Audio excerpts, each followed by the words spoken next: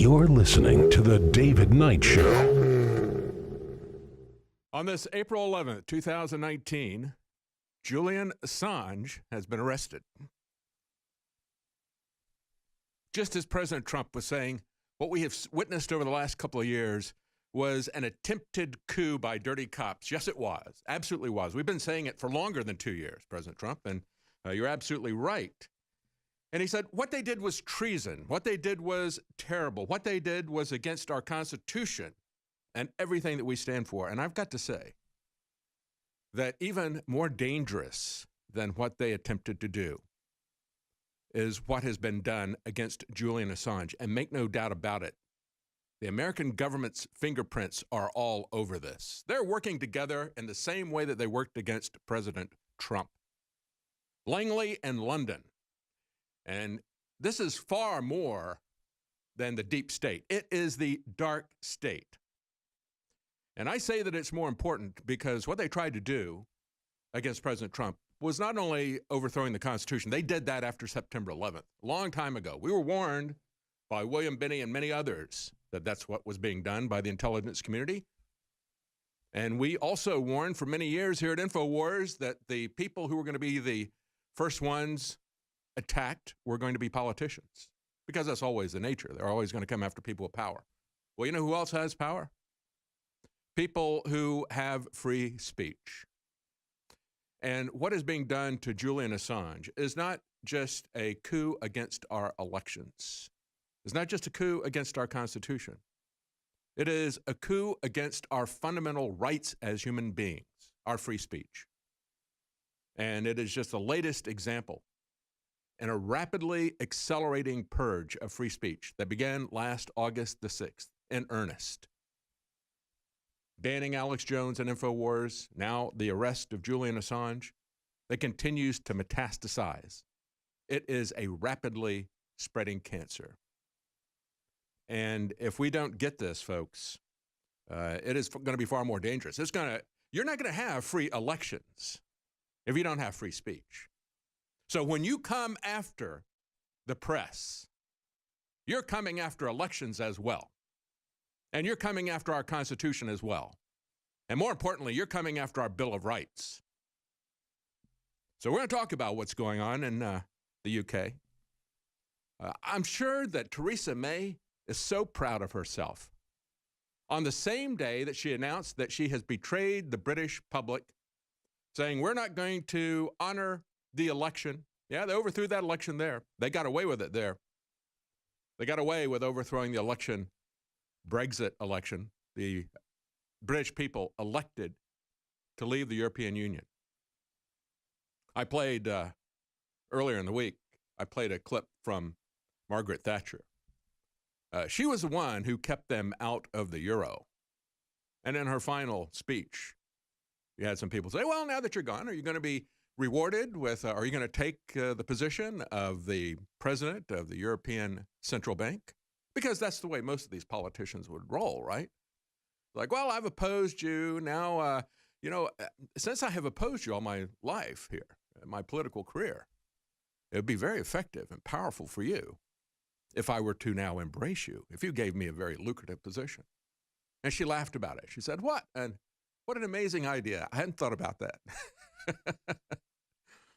But she then got very serious.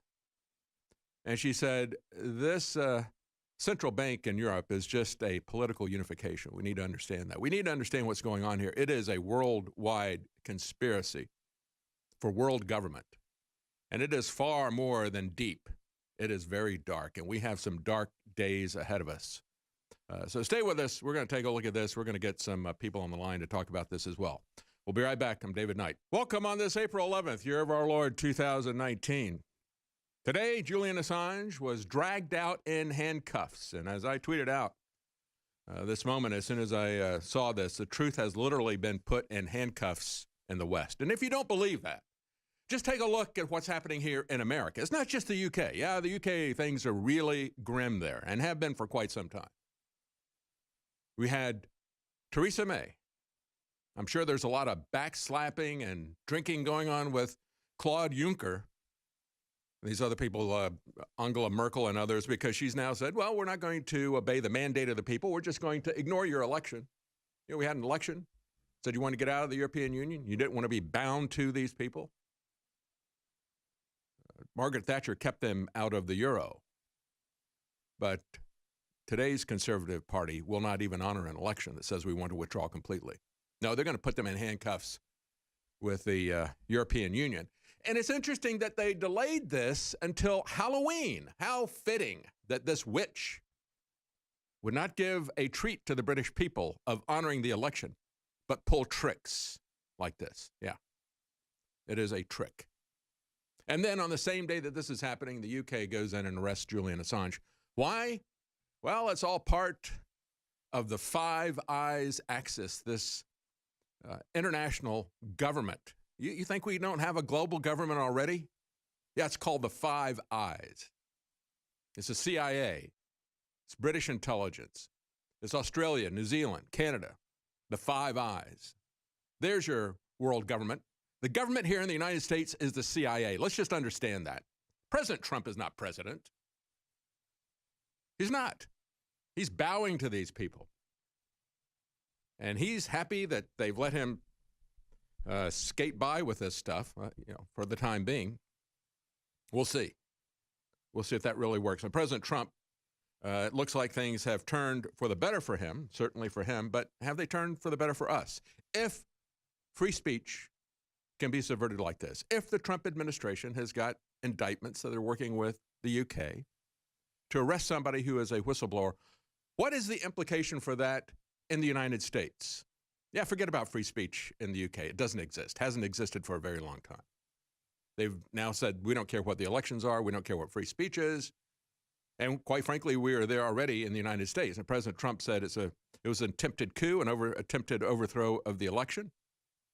And that has been pushed back now. We've now got AG Barr doubling down on remarks saying, yeah, there was spying. And then, of course, the Democrats like Schumer, who have been pushing a conspiracy theory, say that's a conspiracy theory. So we got all that. We got a lot to cover today. But let's start with President Trump talking about how the Russian investigation was an attempted coup by dirty cops. That's exactly right. Run that clip. This was an attempted coup. This was an attempted takedown of a president. And we beat them.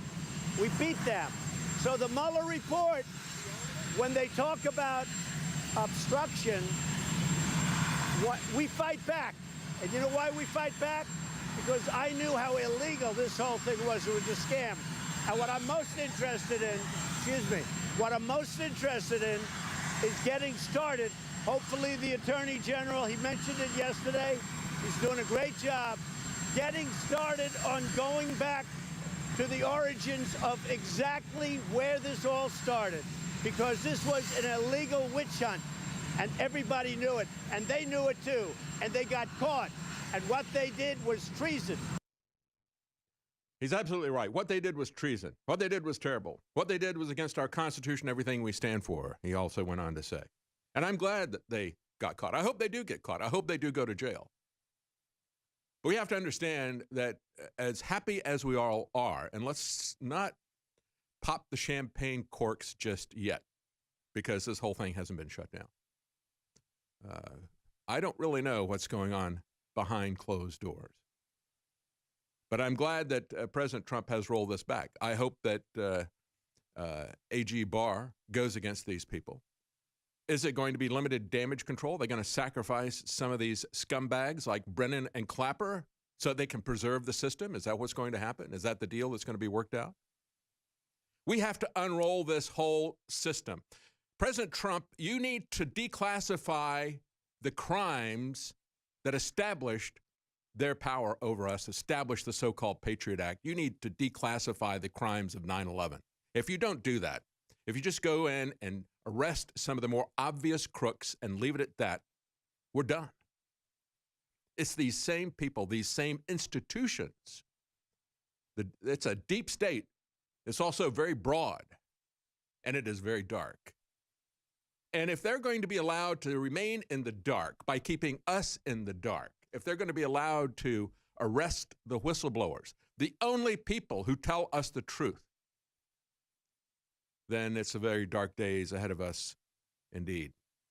Let's show a clip of Julian Assange being drug out of the embassy, the Ecuadorian embassy in London. Let's roll that video so that you can see this as it happened this morning.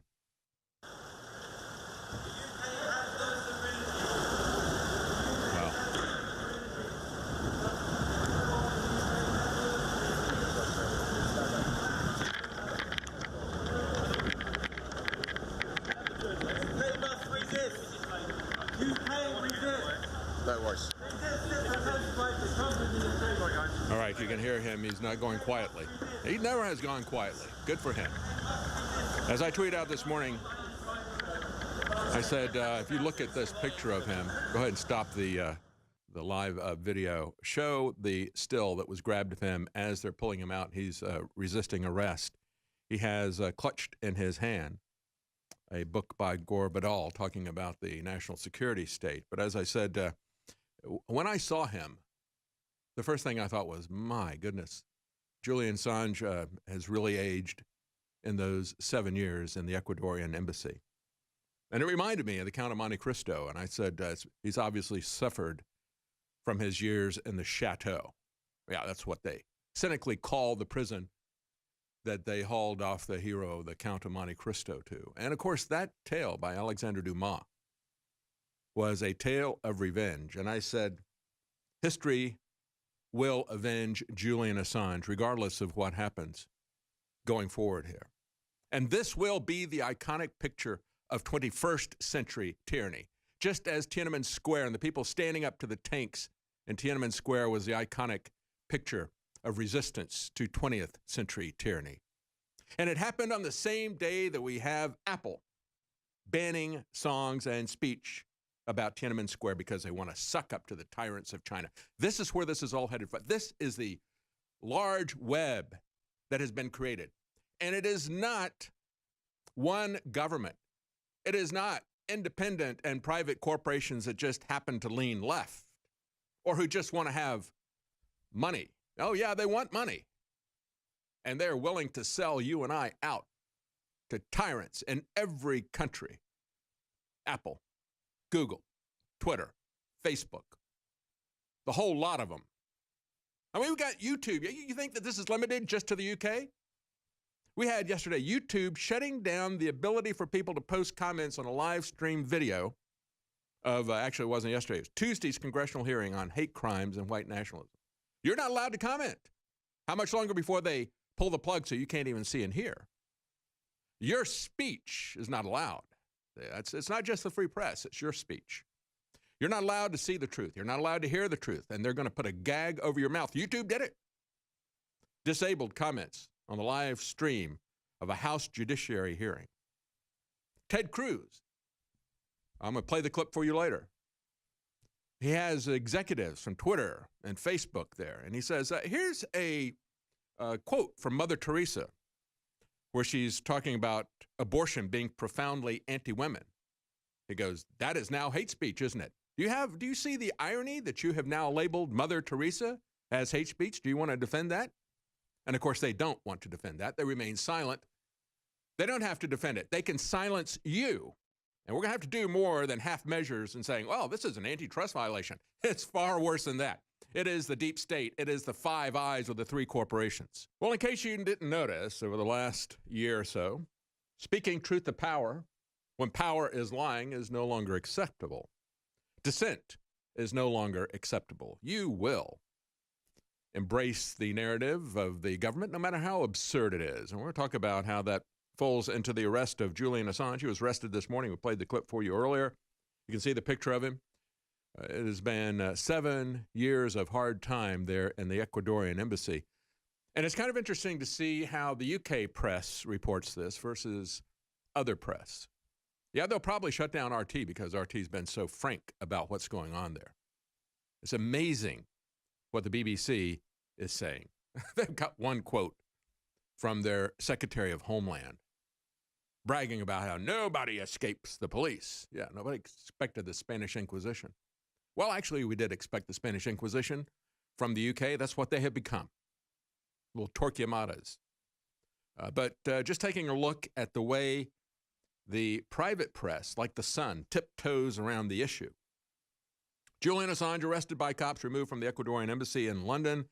Reports The Sun. They said Julian Assange was dramatically arrested by British cops today, dragged screaming from the Ecuadorian embassy after 7 years hiding inside. He was pulled out in handcuffs after being holed up for 2,487 days since 2012. And you can see that he's holding a copy of Gore Vidal's History of the National Security State. Gore Vidal, by the way, who never bought the massive false flag that was used to usher in the coronation of the national security state, where they put in the Patriot Act, began dragnet surveillance of the American people. We had good people like William Binney, Thomas Drake, others, who they nearly jailed because they went first to Congress that didn't care, and then Thomas Drake went to the press. And the press didn't really care either, did they, for the most part? Gore Vidal talked about 9/11. He said, I knew it was a false flag because my father had been involved in setting up NORAD. And I knew there was absolutely no way that something like that could be allowed to happen. And then he began to investigate more of it. So it'd be kind of interesting. I guess I should pick up a copy of Gore Vidal's History of the National Security State. But what Julian Assange was shouting that was difficult to hear was, the UK has no civility. The UK must resist. Until today, Julian Assange had not left the embassy since August of 2012. And this is the way The Sun has to report it.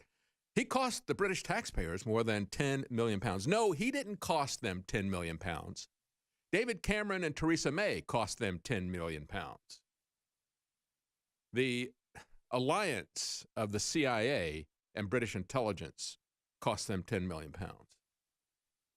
He took refuge there to avoid being extradited in Sweden after they set up a fake honeypot that eventually collapsed. But now, as they arrested him, one of his accusers said, open that back up again. These are the lies that we continually hear from these people. Remember, it was just last week that WikiLeaks, again, told us the truth. They said, we have been told by several high-ranking officials that they're going to make a move to drag Julian Assange out of the embassy. And so over the weekend, there were vigils, people on site. There was a lot of social media discussion of this. There were live streams of what was happening there. So everybody was watching. And they said, we don't have any intention of doing this. The Ecuadorian government lied again. The British government lied again. And then 4 days after everybody leaves, they do exactly what we knew they were going to do, exactly what WikiLeaks said they were going to do. Sweden dropped these charges in 2017. What is it? What are the crimes of Julian Assange? Is it this honeypot trap that was there? No, we're going to talk about what he did that got the deep state, especially America, so upset with him. He fears that he could face the death penalty if extradited to the U.S.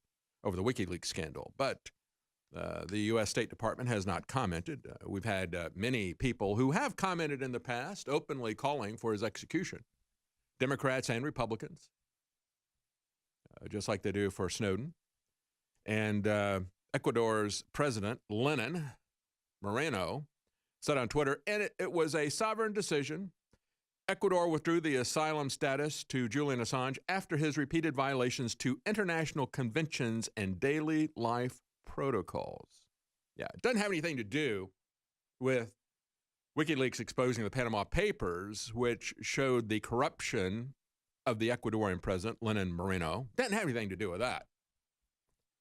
And as The Sun editorializes to make sure that they are able to operate as press in the UK, they have to suck up to that government that doesn't allow any criticism. So they say, Ed Snowden today tweeted Assange's detention was a violation of his human rights as Russia brazenly accused Britain of strangling freedom following his arrest. That was their editorializing. The Sun says Russia brazenly accused Britain brazenly strangled freedom. That's what's really going on, Sun. Absolutely amazing. This is why you can't trust the mainstream press.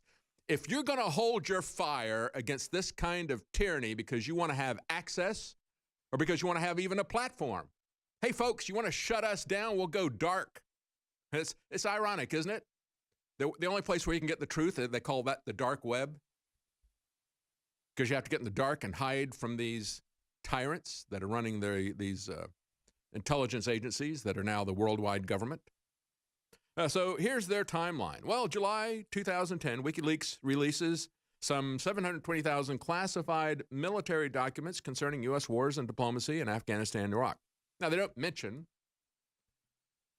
the picture, the video clip that Manning had on the disc that I've played several times, showing the cold-blooded murder of people on the ground, recorded by the military, shooting people who are holding cameras, not holding guns, and then holding their fire and waiting until the ambulance arrives to pick up the victims, and then opening up fire on the ambulance, cutting it to shreds with that heavy caliber rifle, airship at a distance. Yeah, that was something that kind of made them look bad, didn't it? So they got pretty upset about that. They got upset about the machinations of Hillary Clinton and her illegal issues as well. So that was in July 2010. Then in August of that same year, just 1 month later, surprise, surprise, an arrest warrant is issued for Julian Assange for two separate allegations, one of rape and one of molestation. That's why I said it has absolutely no credibility that within 1 month of this stuff being released, oh, look, we got rape charges for him in Sweden. And, of course, he knew what that was about. He denied the allegations after being questioned by cops in Stockholm. He presented himself in London 4 months later, in December 2010. He presented himself to London police. They granted him conditional bail. In February of 2011, the British court ruled that Assange should be extradited to Sweden. And then within 6 months, he's fighting that. Within 6 months, he applies for and gets asylum in the Ecuadorian embassy, and he's been there since. More on this when we come back. This is very serious, folks. A very, very dark day for free speech, free press, and the truth. And as I just said, the moves against free speech are like a rapidly metastasizing cancer. And now Julian Assange has been arrested. We were talking during the break, I was talking to Travis about how it's always necessary to have character assassination before you make the final move against these people, right? And the way that was done was to go to Hollywood and have them make a high-profile movie to assassinate Julian Assange's character. Remember, that was the Fourth Estate, and you had a comment, Travis, about the role of John Oliver in extending that character assassination to late-night television, where we see character assassination done on a nightly basis by everybody that's there, typically against President Trump, but of course they also did against Julian Assange. Yeah, the thing that strikes me about this is just, again, he's not an American national. He's from Britain, and he's being used to push propaganda on the American people. That's the first problem I have. That's right. But also, he's part of this intellectual, quote-unquote, elite on the coast. He's just had his second son recently, fairly recently. This is the type of person that is paying to have their kid put into college. And the reason they hate Julian Assange is because he exposed their game to some extent. He's revealing what these people are actually up to. They don't like it when you see behind the curtain, and he is part of this sham. Yeah, and the curtain really is hiding not just the deep state, it's the wide, deep state, and it is very dark. And they have shills like John Oliver that are there to misdirect people and to also, he's your friendly neighborhood comedian. He's just going to stick the knife in these people's back for the deep state, for the intelligence community. That's exactly what's behind this. And when we look at what the Sun is doing, as I said, I went down, some of the very beginning of it. It's like, okay, well, here's how the timeline is there. And you can see that just 1 month after the massive documents that were released by Manning via WikiLeaks, they trump up these charges about rape in Sweden. And that's when that began. And then he submitted himself to the police. I said, no, we gave him bail for a while. And then they said, we're going to extradite him to Sweden. He knew that was really going to be an extradition to the United States. That was what this was all about. And then the narrative of the Sun, the UK paper, skips 5 whole years. Absolutely nothing happened for 5 years, evidently, until the Swedish prosecutors closed their 7-year sex assault. Then I talk about all the information that WikiLeaks put out there. For a while, things were just kind of at a standoff. Again, they had to build this effort, doing character assassination with Hollywood and so forth. Let's take a little bit of time. Let's take him down a few notches, and then we'll be able to move against him, which is precisely what they did. But things got really tough for him in Ecuador last year because of 2 things, the Ecuadorian embassy. 2 things.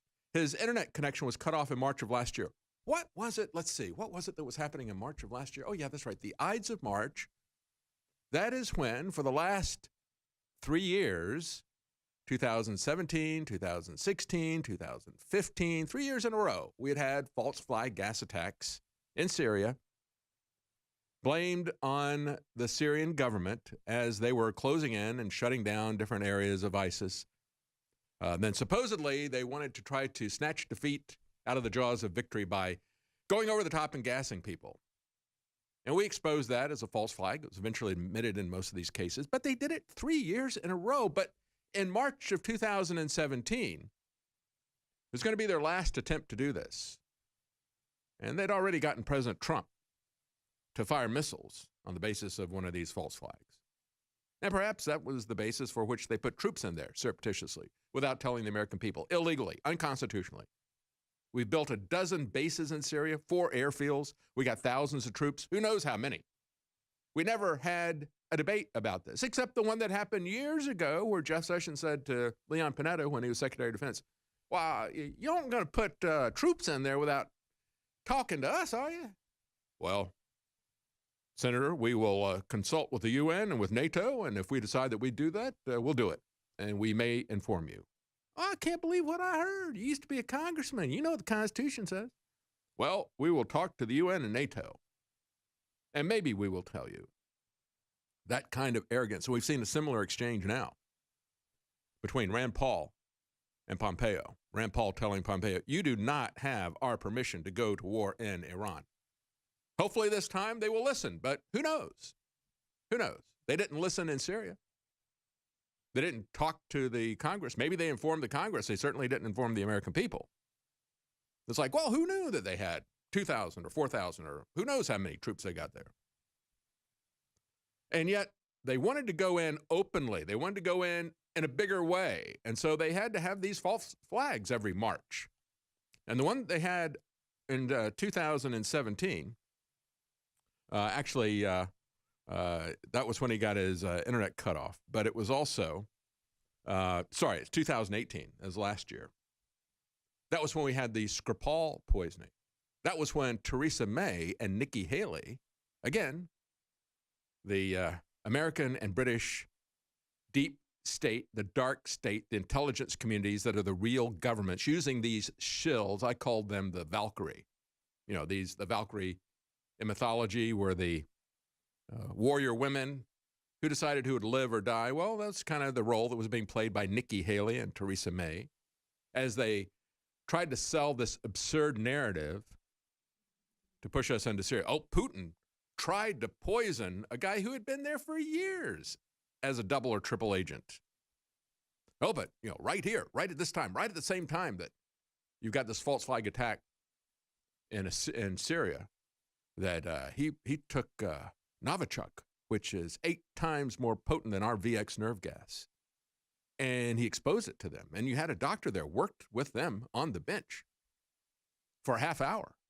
So, yeah, they looked like they had opioid poisoning.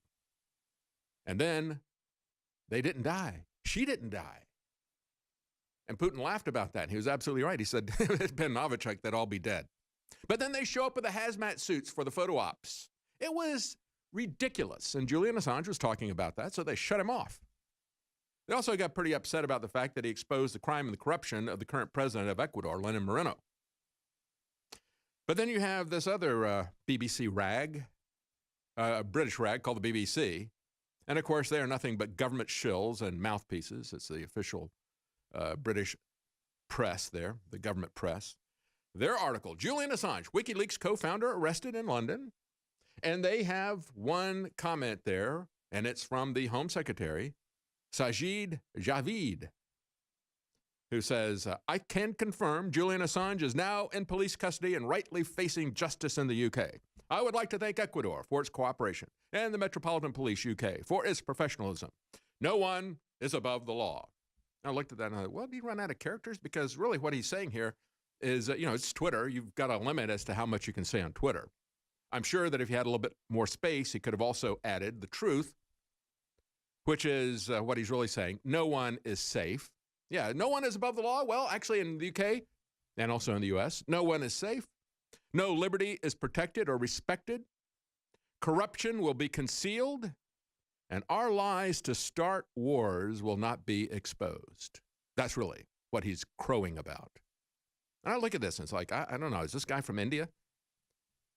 The people that we have set up here in the West from India that we've brought over, like Sundar Pichai at Google, Nikki Haley, this guy, Javid, they have a very disturbing trend of authoritarianism, these people.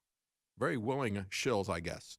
It's one of the ways that the British Empire was able to rule India for such a long time. They only had the British people as very, very few people at the very top. And then they had this large organization that was populated with indigenous people to rule over them, right? They were the quislings, if you will, of their time, and they betrayed their own people. So maybe they found some of the descendants of those people that they used in the British Empire, bring them over to run the State Department, to be worshipped by conservatives, as so many conservatives falsely worship Nikki Haley. What a dangerous shill she is in this country. And, of course, this guy who's Homeland Secretary. No, it's exactly clear. We showed you the pictures of Julian Assange being dragged out of the Ecuadorian embassy in handcuffs. We have the president of Ecuador, Lenin Moreno, saying, well, we just weren't happy with Julian Assange. He was discourteous and aggressive. Okay, so now we move from hate speech, which is any speech that they hate, to now he was rude. He was so rude. He was discourteous and aggressive. Well, how did he show his aggression? Well, it might have something to do with exposing the Panama Papers, which caused an investigation to be launched into this very president of Ecuador, Lenin Moreno. Last year, Ecuador briefly revoked some of Assange's privileges, including his access to the internet, over what they said was his poor hygiene habits. Except it was the Panama Papers that showed the poor hygiene habits of the Ecuadorian president as he was laundering money. Yeah, okay, yeah, that's that's what we're talking about. Money laundering. They launder money. They're corrupt, and they accuse you of poor hygiene habits. Okay, we understand. We understand. And the Panama Papers, folks, that is, if we really want to understand where this is all, the principles involved in this is the same principles that we saw with the Pentagon Papers. And many people are very concerned about what's going to happen to Julian Assange because of the statements made by idiots like Jeff Sessions, who said that it was a priority for him to get Julian Assange. Yeah, that was a priority for Jeff Sessions. Number one priority is overturning once and for all the 10th Amendment, the 9th and 10th Amendment. You got all these states, 2/3 of the states say we're not going to lock people up for smoking pot or using it for medicine. 2/3 for medicine. And so Jeff Sessions said, well, show them. We're the federal government. The same guy who, by the way, just, he's not going to invoke the Constitution against Leon Panetta when Leon Panetta says, well, we will go to war based on our discussions with our allies, NATO and the UN. I don't really give a damn about the Constitution or about congressional oversight or declaration of war. He goes, golly, I can't believe you're saying that. Well, now he's embracing that kind of stuff, talking like that himself. Saying, I don't care what the Constitution says. We're not going to let these people overthrow a UN-based war on drugs. It's the UN that gave the schedule, 4 different schedules there with the different drugs populated in each one of them. And the UN put marijuana in there as the most dangerous drug, reefer madness. And 10 years after they did that, they handed it to Henry Kissinger, who gave it evidently to Richard Nixon. And okay, let me sign that, Henry. Puts his name on it, turns in his homework, and we got the war on drugs, so-called, in violation of the Constitution. We have the 9th and 10th Amendment, which is the reason why we have the 18th and 21st Amendment. The 18th Amendment prohibited alcohol. They had to amend the Constitution to prohibit alcohol. They never did that for pot or for anything else. Now everything is prohibited by the FDA or by the DEA unless expressly permitted. And when you had the states start to exercise their power, Jeff Sessions really wanted to do something about it. But it's really kind of a problem, because if he actually came against the states, that might expose the con game they've been running on the American people who don't read or know what the Constitution says. And there's a con game going on right now with the First Amendment, not just the 9th and 10th Amendment.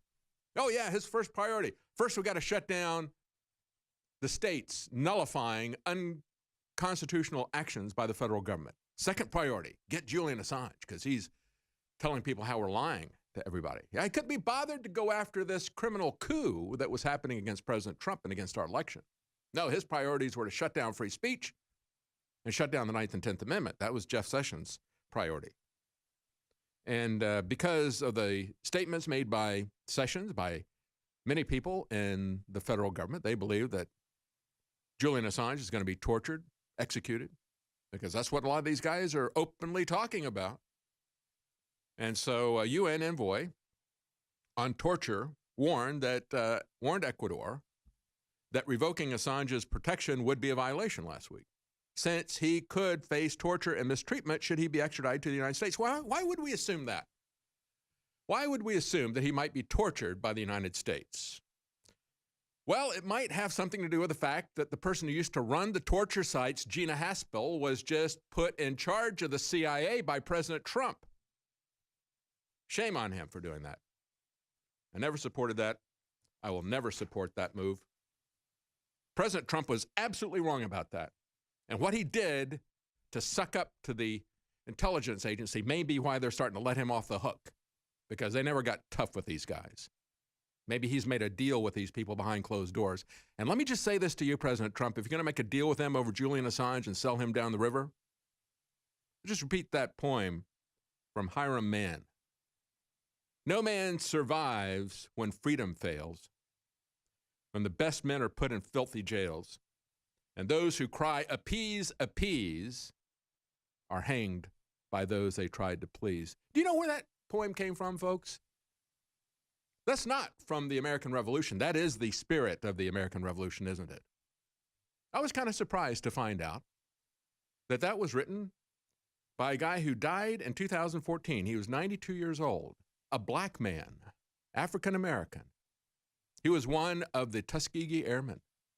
They called them red tails because they had the tail on their planes painted red. When he tried to sign up to fight against tyrants, they wouldn't let him because he was black. He said, actually, I got 3 strikes against me. I'm black, I'm married, I only had 1 year of college. He eventually got in. It was important for him to fight for his freedom. And whether or not they were going to give all the freedom to him or not, he was still going to fight for his freedom. And he wasn't going to let evil men get away with this. So he signed up. He eventually got in there. And he just died, this World War II vet, Hiram Mann, who wrote that, just died in 2014 at the age of 92. He flew 48 missions in World War II. Good for him. I'm glad to see that the spirit of liberty did not die with the founding fathers. But you got a black man who went to the ultimate test in World War II. Still American. American to the core. And we're going to need more people like that. Because when we look at what's happening across the globe, this is a very dangerous time and a lot of people are asleep. And I see a lot of people on the left applauding the censorship against Alex Jones, against InfoWars, against people that they don't like politically. They embrace that. I mean, even the New York Times has been largely silent about this, even though their lawyers have spoken out about the dangerous precedent that this sets. At the same time that we have Hollywood patting itself on the back about the Pentagon Papers. Remember the movie The Post that was done by Steven Spielberg, talking about the Washington Post and New York Times and how they went to bat to publish the Pentagon Papers. Now, Daniel Ellsberg, who leaked the Pentagon Papers to them, could have gone to jail for that.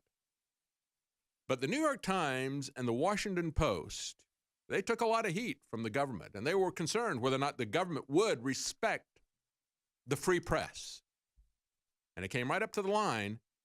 But at that point in time, even in the 1960s, at the height of the Vietnam War, the government did not cross the line against the First Amendment. Those days are over. Those days are over. And we don't have the New York Times and Washington Post of the 1960s anymore. They're out there pushing their political agenda, and they want to arrest and jail and overthrow elections, and they want to get rid of anybody that they don't like. And they will use any tactic to do it. They don't care about principle anymore. The lawyer for the New York Times, David McCraw, as WikiLeaks pointed out, said, "I think the prosecution of Assange would be a very, very bad precedent for publishers." That's to say the least. And that incident, from everything I know, he's sort of in a classic publisher's position. I think the law would have a very hard time drawing a distinction between the New York Times and WikiLeaks. He's absolutely right. The Atlantic commented, "If the U.S. government can prosecute the WikiLeaks editor for publishing classified material, then every media outlet is at risk." Folks, every media outlet is at risk. That's why we need your support. That's why we had a 50-hour broadcast to support free speech at InfoWarsStore.com.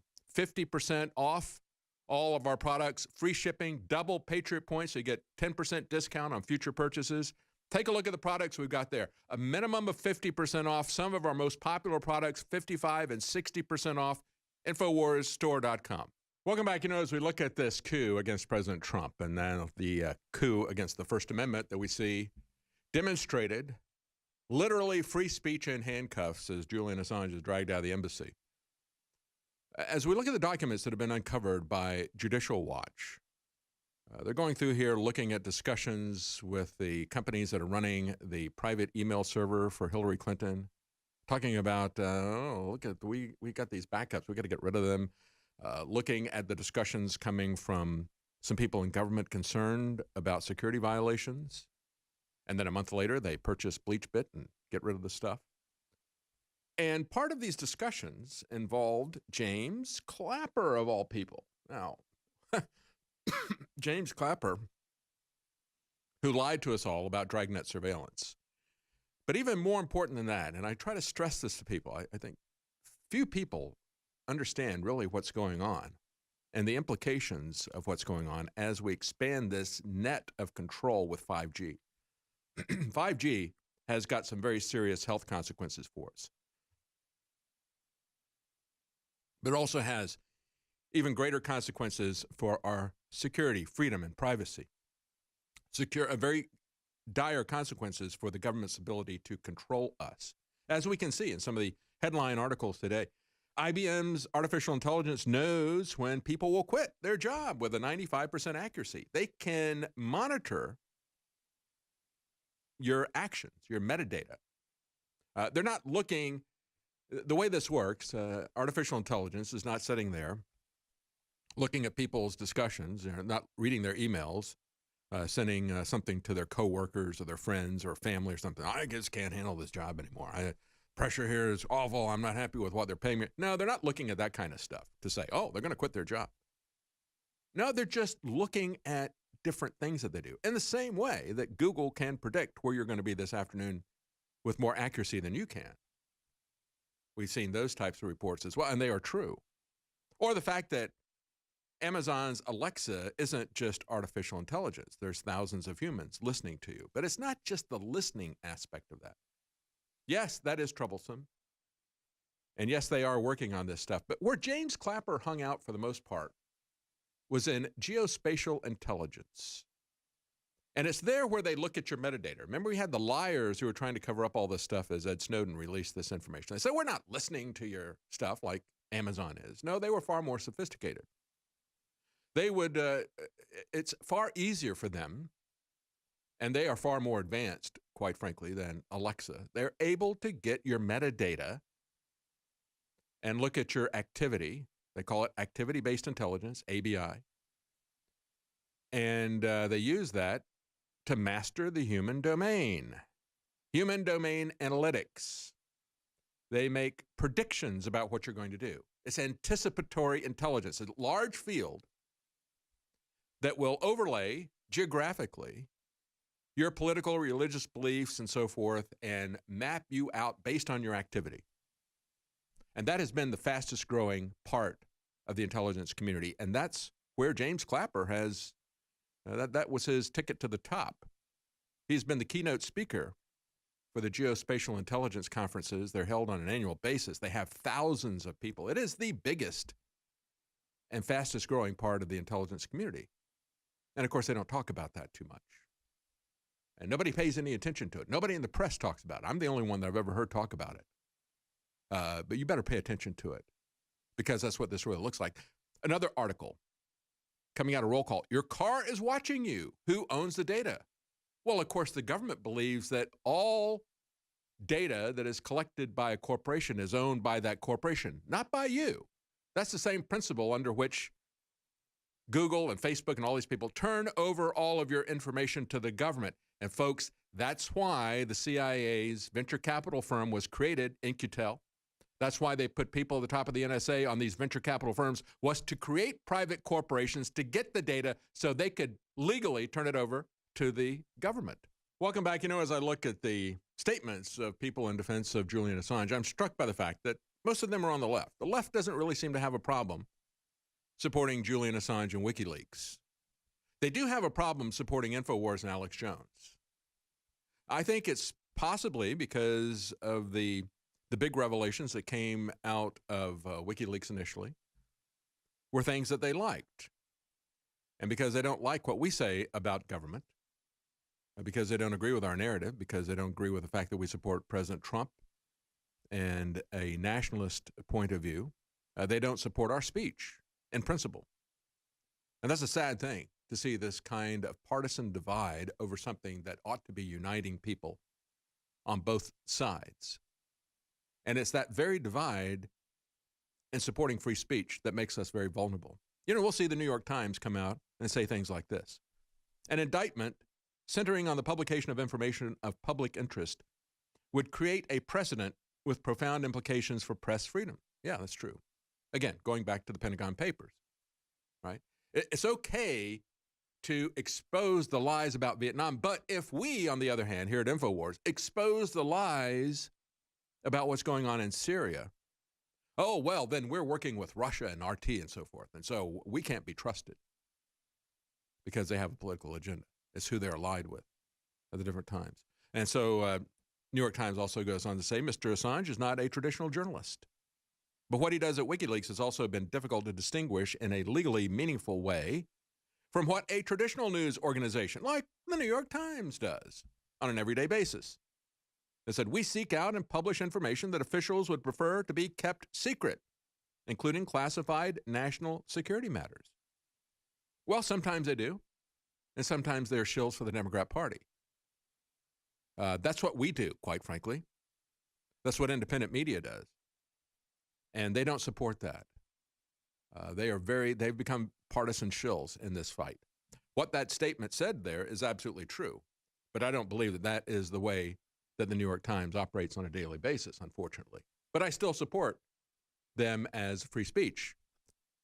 And unlike CNN, I'm not trying to get CNN thrown off either. I recognize that they're highly partisan. I recognize that they've put out, we've exposed and analyzed the lies that have been told by CNN about President Trump, his administration, about us. But they have been focused on trying to silence InfoWars. That's why I said a couple of days ago, I was struck by the fact when I went to the National Press Club and there was that press conference in the Peter Zinger room, the guy who was in New York And he wrote stuff about the New York governor that the New York governor didn't like and charged him with libel and tried to shut down his press organization. He fought it, established some very important precedents about free speech in this country. And so they have a room there at the National Press Club in his honor. And folks, we are going to have a situation where in future years, there'll be rooms named after Julian Assange and Alex Jones, or we're not going to have any free speech left. It's just that simple. And they go on to talk about how in this defense of Julian Assange that's put up by WikiLeaks, it's actually a website, defend.wikileaks.org.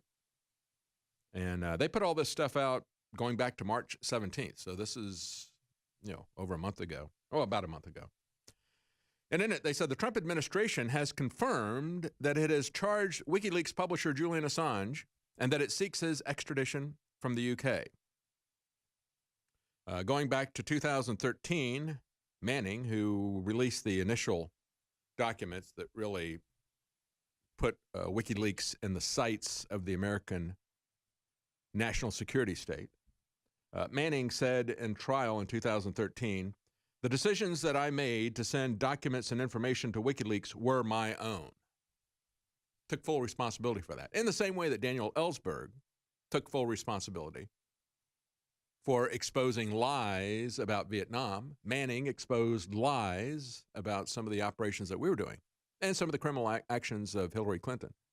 We have the information about Hillary Clinton and the DNC and so forth because of WikiLeaks for the most part. They had the guts to publish that stuff. That's why they're coming after them. And just as President Trump is saying, it was a coup, an attempted coup by dirty cops. They've been busted. They're going to be investigated. Good. I'm glad that's happening. But let's get to the bottom of this racketeering organization that we have there. The deep, the wide, the dark state. Because it isn't going to be good enough to go after just one or two of these guys. You don't shut down the mafia by getting, sending one guy to jail. It takes a lot of prosecutions. You've got to expose the entire organization. You've got to break the back of the organization. President Trump doesn't do that.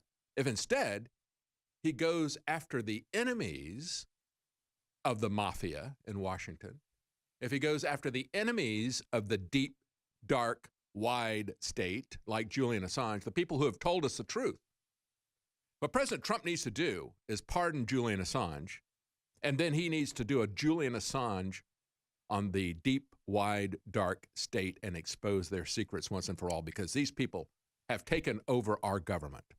And they're working in collusion with the British government to subvert free speech worldwide. You have to understand that's really what is at risk here, President Trump. And if you try to appease these people, if you're happy that they're going to let you off the hook because you're going to do things like put Gina Haspel in charge of the CIA, make peace with them, give them some of their wars, and, appeasement never works with these people. You're going to have to expose them and take them down, or they will take you down. And more importantly, they will take down America. This is about more than one man. More than one man. The Trump administration says WikiLeaks is seeking to use its case against WikiLeaks as an icebreaker to crush the rest of the press. And they also point out that prosecuting WikiLeaks is a severe precedent-setting threat to the freedom of the press. Of course it is. Finally, they say the Trump administration should not be able to prosecute a journalist in the UK who is operating from the UK and the rest of Europe over claims under U.S. law. Think about that. It's the same type of thing that's happening to Kim.com. If you go to Kim.com's Twitter account, he has something to the effect, I don't have it in front of me, but it's something to the effect, I never worked there, I never lived there, I never even traveled there, but everything that I have has been taken by the United States government. Think about that. And that's essentially what is happening to Julian Assange with these assertions made by the Trump administration. And some of these people that President Trump has made peace with and appeased. The Trump administration, I'll repeat this, should not be able to prosecute a journalist in the UK. The Trump administration should not be able to get somebody who is operating in the UK and Europe over claims that they violated U.S. law. Turn it around. Should China be able to arrest an American journalist who is publishing crimes and corruption in China? Should we allow that to happen? I mean, we've got Twitter on a regular basis threatening people with speech, saying, you know what you just said about Islam or about Sharia law is a violation of Pakistani law. And it's like, no doubt.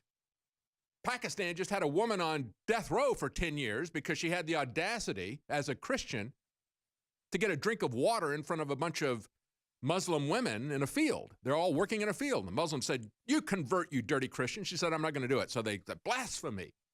And they put her on death row for 10 years. And Twitter is warning people that we are violating laws from a country like that. So should Pakistan be able to extradite people who say things like that on Twitter? See, these are the principles that are involved here, President Trump and America. Because if President Trump won't do it, you're going to have to do the heavy lifting. Believe me, you're not going to be carried to a state of liberty on a feather bed. You're going to have to do it yourself. You're going to have to want your freedom badly enough to fight for it. I think this sentence from RT sums it up. As he faces a major corruption probe, Ecuadorian President Lenin Moreno is preparing to meet another demand from Washington.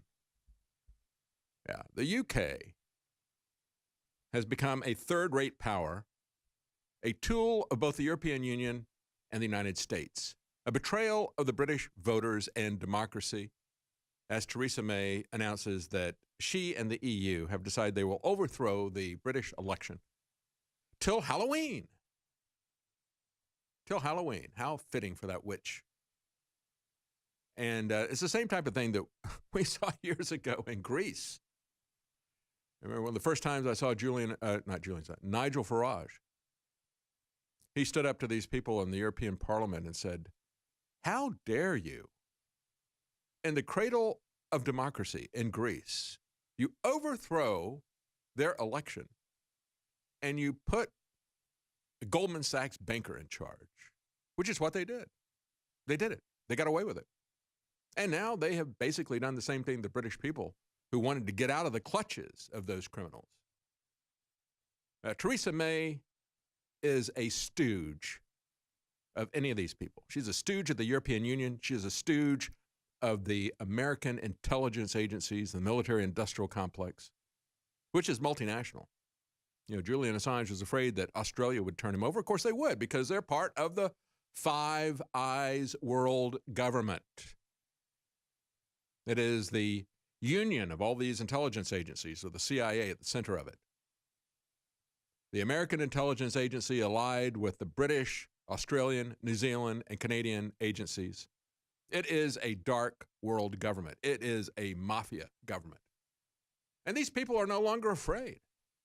I mean, it'd be good for President Trump and Attorney General Barr to lock up Brennan and Clapper for their crimes. You know, Clapper committed perjury, and it's been more than 5 years ago. The statute of limitations has run out on that. When Ron Wyden asked him, are you spying on the American people? Can you clarify that question? Oh, not intentionally, no. And then within about a month or so, we got the Snowden leaks that showed that he was. And Congress never did anything about that. But of course, in some of these ancillary charges in the attempted coup against President Trump, you got all kinds of people that they tried to turn against President Trump by charging them, like Roger Stone, charging them with lying to Congress when he didn't. And it wasn't about it. The question wasn't even about anything that was germane. It was simply a trap to try to create a process crime. But what Clapper said was very important. And it was a big issue. And you even had Hayden say, I'm so mad at Ron Wyden. I've played that clip many times. He goes to the Washington Lee. Nobody paid any attention to his speech there. It was an amazing speech. I took that apart. I said, look at this part. I went through and analyzed that speech in detail. Nobody else really took a look at that. It's just amazing to me, all the different things that he had to say there. And one of the things that he had to say was, shame on Ron Wyden. He knew we were spying on the American people. He and all the other senators there knew it, and all the staff knew it, and he put Clapper on the spot and made him lie. And now Clapper is still saying, well, I didn't understand the question. No, he knew exactly what he was doing. Knew exactly what he was doing. It's not enough, really. It's a start, but it's not enough to lock up Clapper and Brennan. You got to take down the whole mafia organization. And the way you do that, President Trump, is you go full Julian Assange on their ass. You declassify what they did on 9/11. Expose them. Expose the foundation, the takeover, the coup against our government. Because it's about more than just a coup against you, President Trump. And it is rapidly metastasizing. I want to play for you a clip from Brennan commenting on Barr, because Barr is, he's starting to look at his back. At the very least, I think Barr is going to come after some of these people, unless he's turned. I don't know. I really don't know how to read Barr.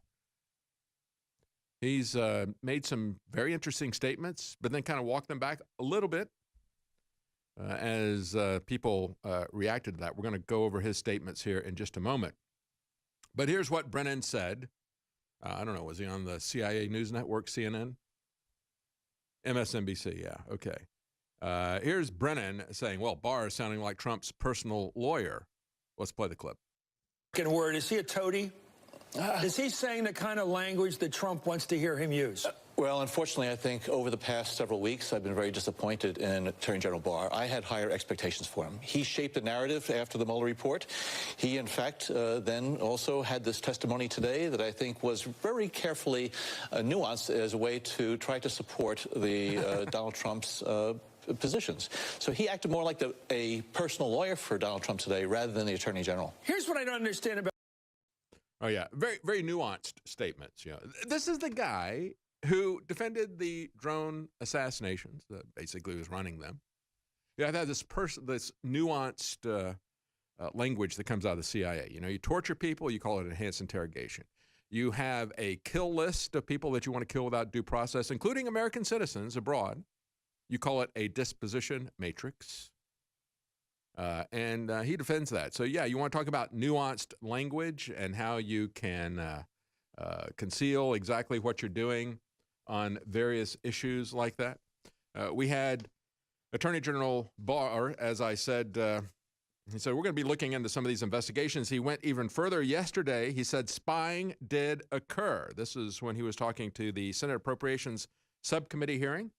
He expanded on comments that he made the day before, writes Zero Hedge. But the question, he said, is whether it was adequately predicated. And I'm not suggesting that it wasn't adequately predicated, but I need to explore that. And so that got everybody talking, rightfully so. He said he was asked a follow-up question. And I said, do you want to rephrase that? I think the word spying could cause people in the cable news ecosystem to freak out. No, that's exactly what happened. Spying. And we're looking at you, Brennan and Clapper. You are the spies who, along with the others there at Langley, CIA, worked with spies in the UK to create this whole false narrative.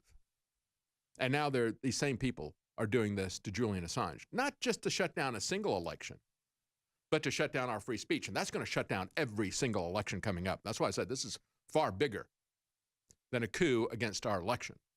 Yeah, there's Clapper as he's talking to the law students at Washington and Lee. But anyway, Barr came back and he says, well, let's call it unauthorized surveillance. Is that more appropriate in your eyes? He said, I'm going to be reviewing both the genesis and the conduct of intelligence activities directed at the Trump campaign during 2016. Folks, we said for a long time that the information and documents that have come out show that Brennan was running this for Obama, that they both knew that he was really kind of the guy running this whole operation, as you would expect. It's the Five Eyes world government that is coming after President Trump, coming after Julian Assange, and President Trump better realize that. And he better not try to appease these people. He better come after them with everything he's got, and he better defend Julian Assange. He needs people who will tell the truth. We'll be right back. Welcome back. We've been talking about Julian Assange, arrested this morning at the Ecuadorian embassy in London. And this is This has global implications for every one of us. Anyone who wants individual freedom, who wants free speech, who wants free elections, happening on the same day that Theresa May has proudly shut down Brexit. Oh, well, we'll wait now till Halloween, says the witch. So let's talk about what's going on here in the United States. Let's start talking about Attorney General Barr. And, of course, understand that the United States is ultimately behind what's happening in the UK. Again, same people that were conspiring together to come after President Trump are now conspiring together to come after Julian Assange and your free speech, and to punish any news organization that tells the truth about their lies, that exposes their corruption, like the Panama Papers. That's what the gripe that the Ecuadorian leader has with him. He says, oh, you know, he's rude. He's got hygiene issues. Hygiene issues when he talks about the money laundering of the Ecuadorian president. That's right. That's what the hygiene issues are. Yeah. Anyway, as Attorney General Barr said, well, okay, you don't want to call it spying. We'll call it unauthorized surveillance. How about that? You like that? You know, because these people like euphemisms. Again, it's not drone assassinations. It's not a kill list. It's a disposition matrix. You know, let's just call it what it is, right? We're not torturing people. We're doing enhanced interrogation. It's just wet works. You know, kind of like money laundering, and we got wet works. It just sounds great, doesn't it? Anyway, he said, I'm going to be reviewing. This is what Barr said yesterday. So he talked to the House, and he talked to the Senate. He's a little bit further when he talked to the Senate. He said, I'm going to be reviewing both the genesis and the conduct of intelligence activities. We're looking at you, Brennan, and he knows that. He says, well, he sounds like President Trump's personal lawyer. You better get one, Brennan. You better make sure you got a personal lawyer. You're going to need one. He said, a lot of this has already been investigated, said AG Barr, and a substantial portion that's being investigated is being investigated by the Inspector General of the department. I'm not saying that improper surveillance occurred. I'm saying I'm concerned about that and looking into it. And as the Hill reports, Barr downplayed recent reports that he had formed a team to investigate the FBI's actions in the original Russia counterintelligence probe, but he said he had in mind bringing, quote, some colleagues together to review information turned up by the Inspector General investigation. He pointed out that two former U.S. attorneys linked to the Trump campaign, that'd be both Chris Christie and Rudy Giuliani, were not notified of any investigation. He said, I just want to satisfy myself that there was no abuse of law enforcement or intelligence powers, AG Barr told Lindsey Graham in the Senate, though he insisted he was not launching an investigation into the FBI. Well, I don't know why we're tiptoeing around this anymore, quite frankly. I mean, that's fine. Maybe he needs to do that before he gets his ducks in a row. But this stuff has been covered for a very long time. That's why I don't even really talk about it. It's like if we're just going to turn this into a soap opera for ratings, I'm not interested in doing that. I mean, CNN has already done it. If President Trump is going to get serious and do something about it, fine. If Barr is going to investigate these people for spying, call it what it is. They're crooks. They're criminals. We all know that. We've seen the documents, and we're getting even more documents that are coming out. We've got Judicial Watch, as they finally got their FOIA request that they put back in October of 2016. And we've been getting drips and drabs of this stuff for the last several years now.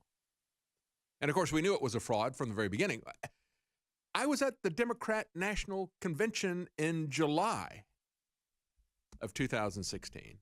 And that was right after all this information about Hillary Clinton and the DNC. That was one of the things that, again, gets Julian Assange in trouble because he published the information that was leaked. And they had already assassinated him through his character, through Hollywood movies, through John Oliver, as Travis was talking about last hour. And so they're ready to make a move against him. You know, Hillary Clinton had been exposed by WikiLeaks and the crimes that she had committed, the various things that she had done in Libya and elsewhere, many different areas of Hillary Clinton exposed by WikiLeaks. That information was turned over by an individual. It was leaked in the same way the Pentagon Papers were leaked to the Washington Post, New York Times. It wasn't hacked by the Russians. William Binney, the honest person that used to be at the NSA? Are there any honest people there anymore? I hope so. I don't know. He was a patriot. He worked for decades as the technical head of the NSA. And then he became a whistleblower after they went off the rails and against the Constitution after 9/11. He and Thomas Drake and others.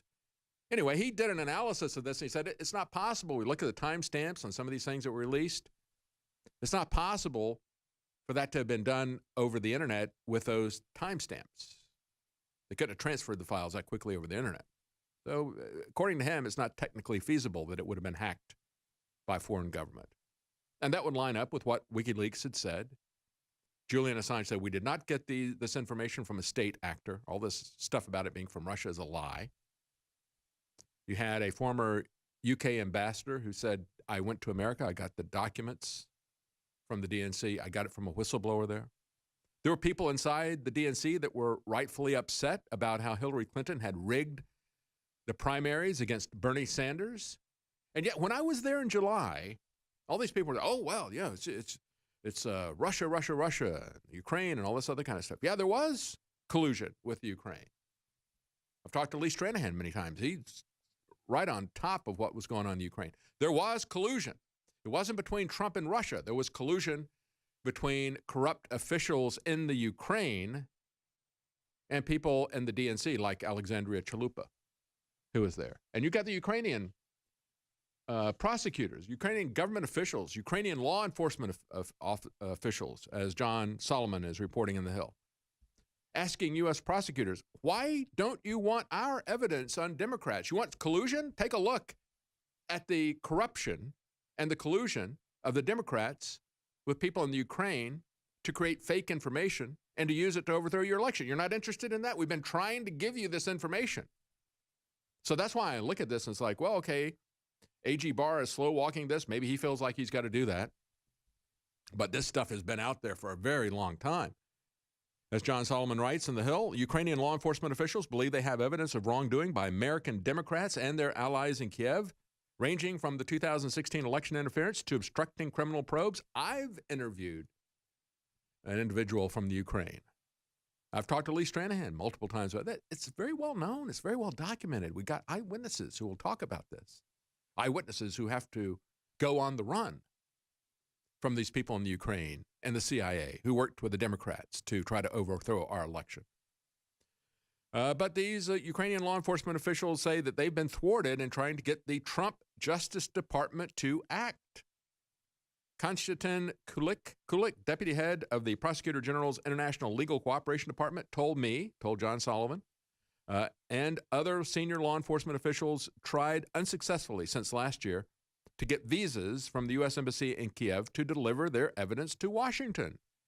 We were supposed to share this information during a working trip to the United States, Kulik told me in a wide-ranging interview. However, the U.S. ambassador blocked us from obtaining a visa.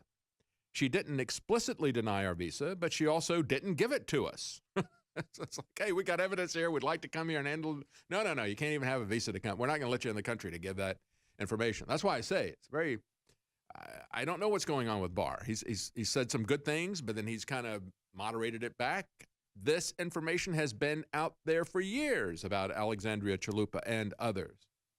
And other people have gone on record without having to ask permission. They're the ones who put their necks on the line, just like Julian Assange did. We'll tell you what Judicial Watch uncovered. I gave you a little snippet of it the other day. I've got more about that on the other side of this break. Stay with us. Welcome back, folks. Let's talk a little bit about what Judicial Watch found, because I read to you yesterday reports about the emails that they found. Took them years to get this back. It was October 2016. So we're looking at 2.5 years that they asked for this. And of course, if you ask for something from the government, they will deny it. They're supposed to provide information under the Freedom of Information Act. They routinely refuse, and so you have to sue them. That's basically what Judicial Watch does all the time, is sue them. And they finally got this information just recently. 422 pages of FBI documents showing evidence of cover-up discussions related to the Clinton email system, along with their private contractor, Platte River Networks, one of the vendors that managed the Clinton email system. And of course, this is not the vendor even that when the FBI went there and said, oh, you would like to look at the servers and so forth. And I said, well, no, there is nothing to see here. These are not the droids you're looking for. Go away. And they said, oh, okay. I mean, just that right there, the difference in the way the FBI acted, the deference to Her Royal Majesty, Her Royal Clinton, HRC. Not HRM, but it's HRC. It's like, oh, yeah, sorry to bother you. Oh, so sorry. As they scurry away. But then when it comes to Paul Manafort or Roger Stone, it's a full-on no-knock raid with guns drawn in the middle of the night. Yeah. And that's the way the FBI operates with anybody other than Her Royal Clinton, HRC. But as Judicial Watch talks about this, the Intelligence Inspector General had at the time, years ago, back in 2015, suggested that the entire collection could be classified. Oh, who knew that they were classified? She said, oh, I don't know that. No, you did know that. That's now been discovered in these emails that they finally got after the lawsuit to get the Department of Justice to finally obey the law. Unbelievable what's going on in this country. The documents also show Intelligence Community Inspector General, ICIG, Charles McCullough, forwarding concerns about classified information in former Secretary of State Hillary Clinton's emails. I mean, who would think that? You set up a website, ClintonEmails.com. Come and get them, China. Anybody else? It's kind of a high-tech Dropbox there, The way they used to do it in the old Cold War stuff, you would meet on a park bench. You'd both have a newspaper. You'd have the microfiche in your newspaper. You'd set it down and pretend that you're not looking at this other person, and then you would get up and walk away. That other person would pick up the newspaper, pretend they're reading it, and then walk away with a microfiche. Well, for Hillary Clinton, she just has an email server in her private place there. And after, they make the donations to the Clinton Foundation, and then it's like, oh, we get them. You can find them there at ClintonEmail.com. They're not protected or anything. They just happen to be born above top secret. The new documents uncovered by Judicial Watch also contain Clinton's 2009 classified information non-disclosure agreement that bears her signature. In other words, she signed it. This is the person who is running the State Department. And she signed a paper talking about how you handle classified documents. So that's the irony here, that as part of this trove of information showing how she knowingly, willfully violated national security, there's her signature there saying that she agrees to the rules of national security.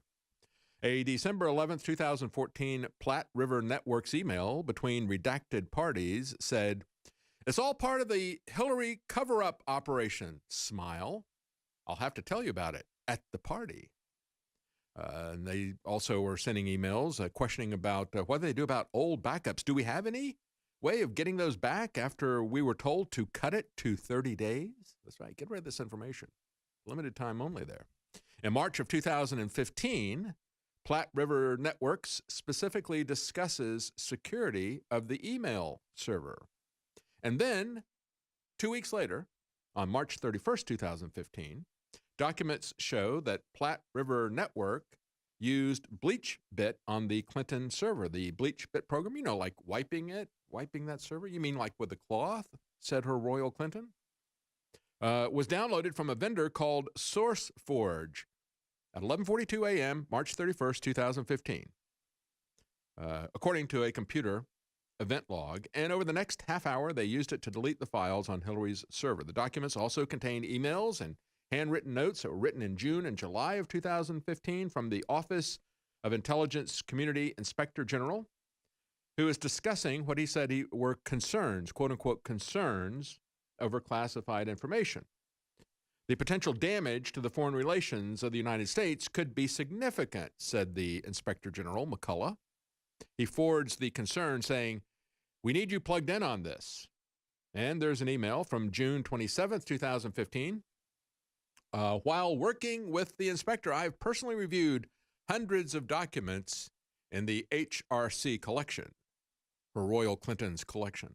I can now say without reservation that there are literally hundreds of classified emails in this collection, maybe more. For example, there are comments by department staff and emails relating to the WikiLeaks unauthorized disclosures, and many of the emails relating to this actually confirm the information in the disclosures.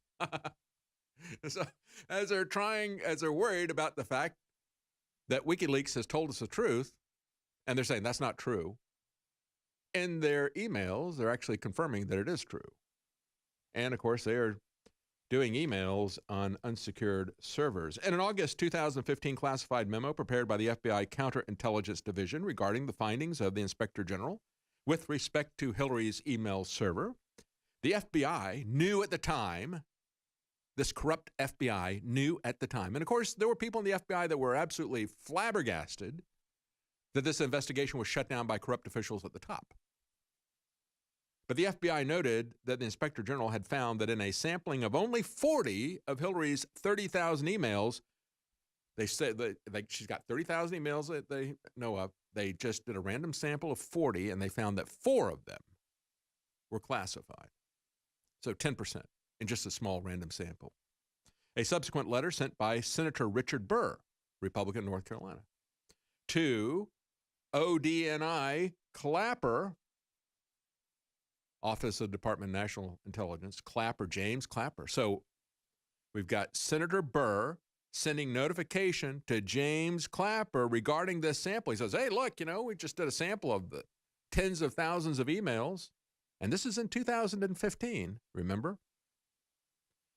We've got 10% of this small sample we did are classified. He sends the information to Clapper regarding this sample of Clinton's emails, and he notes that he thinks they were all classified at the secret level. You think, quite frankly, probably born above top secret. And I have interviewed the poor sailor who was scapegoated by James Clapper. Again, the corruption that we see in the FBI, the Department of Justice, and especially the people who concocted this whole thing. We have the intelligence agencies. James Clapper said, yeah, multiple felonies were committed, but we're not going to do anything about it. And then he goes after this poor sailor and sends him to jail because he took a picture of his bunk. That is bunk. All right, folks, if you want to support InfoWars, we are the tip of the spear in this stuff. Yeah, they just arrested Julian Assange, and we all got to hang together. And the thing that concerns me is the lack of understanding of many on the left cheering the censorship of InfoWars. You have been our sponsors. You have been our loyal audience that have stood behind us. We did a 50-hour broadcast to talk about the importance of the First Amendment, free speech, your free speech, as well as the free press. We have 50% off and more at InfoWarsStore.com. That's how we fund this operation. Not ashamed to say that we sell natural products that are both effective and safe. We're going to talk about vaccines and this war of drugs that's being forced on people, pushed on us and pushed into us when we come up in the next hour. But we've got everything there, 50% or more off. Some of the most popular products are 55%, 60% off. Take a look at the products that we have there. We have free shipping store-wide. We have double Patriot points. You'll get 10% discount off of future purchases based on what you buy. Free shipping store-wide, up to 60% off. Some of the 60% off items, Brain Force Plus, one of my favorite supplements, DNA Force Plus, very effective at protecting your mitochondrial DNA. And that is a very expensive product to produce. That is a massive dollar saving, 60% off. Others, like our all-natural sleep aid knockout, Bod Ease, our all-natural aid to fight inflammation, turmeric, and many other natural ingredients. InfoWarsStore.com. We'll be right back. Stay with us. Welcome back. As Julian Assange was drug out in handcuffs, and you see pictures of him. As I said, he looked like the Count of Monte Cristo after staying in that wonderful embassy. They called the prison, at least Alexander Dumas called the prison that Count of Monte Cristo was kept in, he called it the Chateau. Yeah. Anyway, as he was drug out, he was holding a book by Gore Vidal. I show a picture of the get a close-up of that book there. There you go. And the book is Gorbadal, History of the National Security State, a collection of original interviews by Gorbadal. It came out in January of 2014. The description of the book says that it discusses the historical events that led to the establishment of the massive military-industrial security complex and the political culture that gave us the imperial presidency. I've been reading a book by Annie Jacobson, Operation Paperclip, which was also at the center of the establishment of the military-industrial complex. That's what we got after World War II. And the Nazi scientists, who were brought over as part of our nuclear program, our rocket program. And of course, we all celebrated, the Nazi scientists who gave us the rocket program, except they also had been involved in brutal slave labor situations. Yeah, there's that book there from Annie Jacobson. They'd also been involved in brutal slave labor to build the rockets that they launched against the UK, against Allied forces. And nobody came out of those factories alive. As a matter of fact, they built them underground.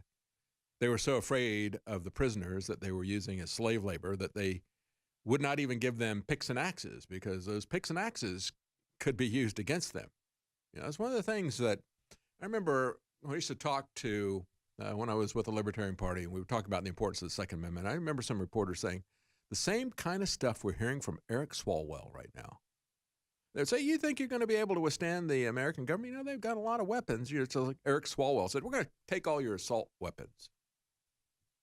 And as Joe Biggs and others said, well, you're going to start a civil war if you do something like that, calling for weapons confiscation like they've done in New Zealand and Australia. And he said, well, we got nuclear weapons and they're legit and we can use them, and we've got, we can drop bombs on you and so forth. It's like, oh, okay, you want to go that way? You might want to, Eric Swalwell, go back and look at the history of the uprising in the Warsaw Ghetto. That's why these Nazi scientists, the rocket scientists, were so worried about giving picks and axes to the people there. Because they started with just one hammer. Took out one Nazi soldier, got his gun, used that gun to take out some more, got some bigger weapons and so forth. They tied down a couple of panzer divisions and a lot of troops in the Warsaw area for quite a long time, until on April 19th, they burned them out, just like they did the people at Waco. So yeah, you've got torches, and you've got tear gas canisters that you can use against people in confined spaces, against Geneva Convention. And that's the difference, by the way, is using that stuff not only in confined spaces, that's not allowed, but also because that'll kill people in a confined space. It's very different to use it in a confined space than it is in the open area. But they also started fires with that. But in that book about national security by Annie Jacobson, the original top secret, you know what that was? The original top secret. It was how few nuclear weapons the U.S. had. They were trying to bluff the Russians. Said, oh, we only got 13 of them. That's why, folks, the original top secret was how weak the government really is. And if we realize that, take a look at this cartoon here. You've probably seen this cartoon. The politicians standing out on a plank and all the people standing there. If they realize the situation, we can walk away from these people. They don't have any power if we don't support them. We'll be right back. Stay with us. Welcome back, folks. The fight against free speech is escalating rapidly. It is worldwide. It's not just in China, where they're going around arresting people, going door to door, arresting people who have Facebook on their phones and sending them to concentration camps. At the same time, you've got Apple Music censoring songs about Tiananmen Square massacre, doing it to help that same Chinese government that is arresting people who happen to have Facebook on their phone, sending them to a concentration camp. And Apple says, that's fine. We'll also ban any music about Tiananmen Square. And then Julian Assange is drug out in handcuffs today by the British government, working with the American intelligence agency, just as they did against President Trump. And so I want to go to the hearing yesterday where Ted Cruz asks Twitter if Mother Teresa is hate speech. Are they hate speech, Twitter? Are they hate speech, Facebook? He puts up a meme with a quote from Mother Teresa about abortion. Here's the clip with Ted Cruz asking the very uncomfortable and inconvenient question to the protectors of decency, Twitter and Facebook. Here's that clip. We know that Senator Blackburn's post was pulled down. Let me ask a comparable question, because it's not just political, it's also ideological. There have been multiple instances of, in particular, pro-life groups being disfavored. For example, here is a tweet that says, abortion is profoundly anti-women, and it's a quote from Mother Teresa. And this tweet was blocked. Now it is fairly remarkable that Mother Teresa is now deemed hate speech. Do either of you agree with the proposition that Mother Teresa is issuing hate speech? Silence. Is this hate speech? I can't think of what to say. If I could take a step back from that, I believe that that account is from the Susan B. Anthony list. Correct. And Susan B. Anthony is currently an advertiser in good standing on our platform. Last promoted. Mr. Mounger, you're very good at not answering questions. Is this hate speech? Every tweet has context behind it, and every decision that's made has the full context. Tweet. There's no more context. I can tell you that we have actioned accounts on both sides of this debate, including tweets by pro-choice groups who have said that everybody who's pro-life is misogynistic. There are many pro-life groups that advertise on our platforms currently in good standing, and advertisers across the board, whether they're selling soap or NFL, sometimes have advertisements that are caught in our systems. Well, and the reason why, and that is an area we'll be following up as well. So I appreciate your saying there are groups on the pro-choice side that you have blocked, and this committee is going to attempt to understand and quantify if there is a disparate treatment or not. If there's not a disparate treatment, that'll benefit Twitter to show that you're being even-handed.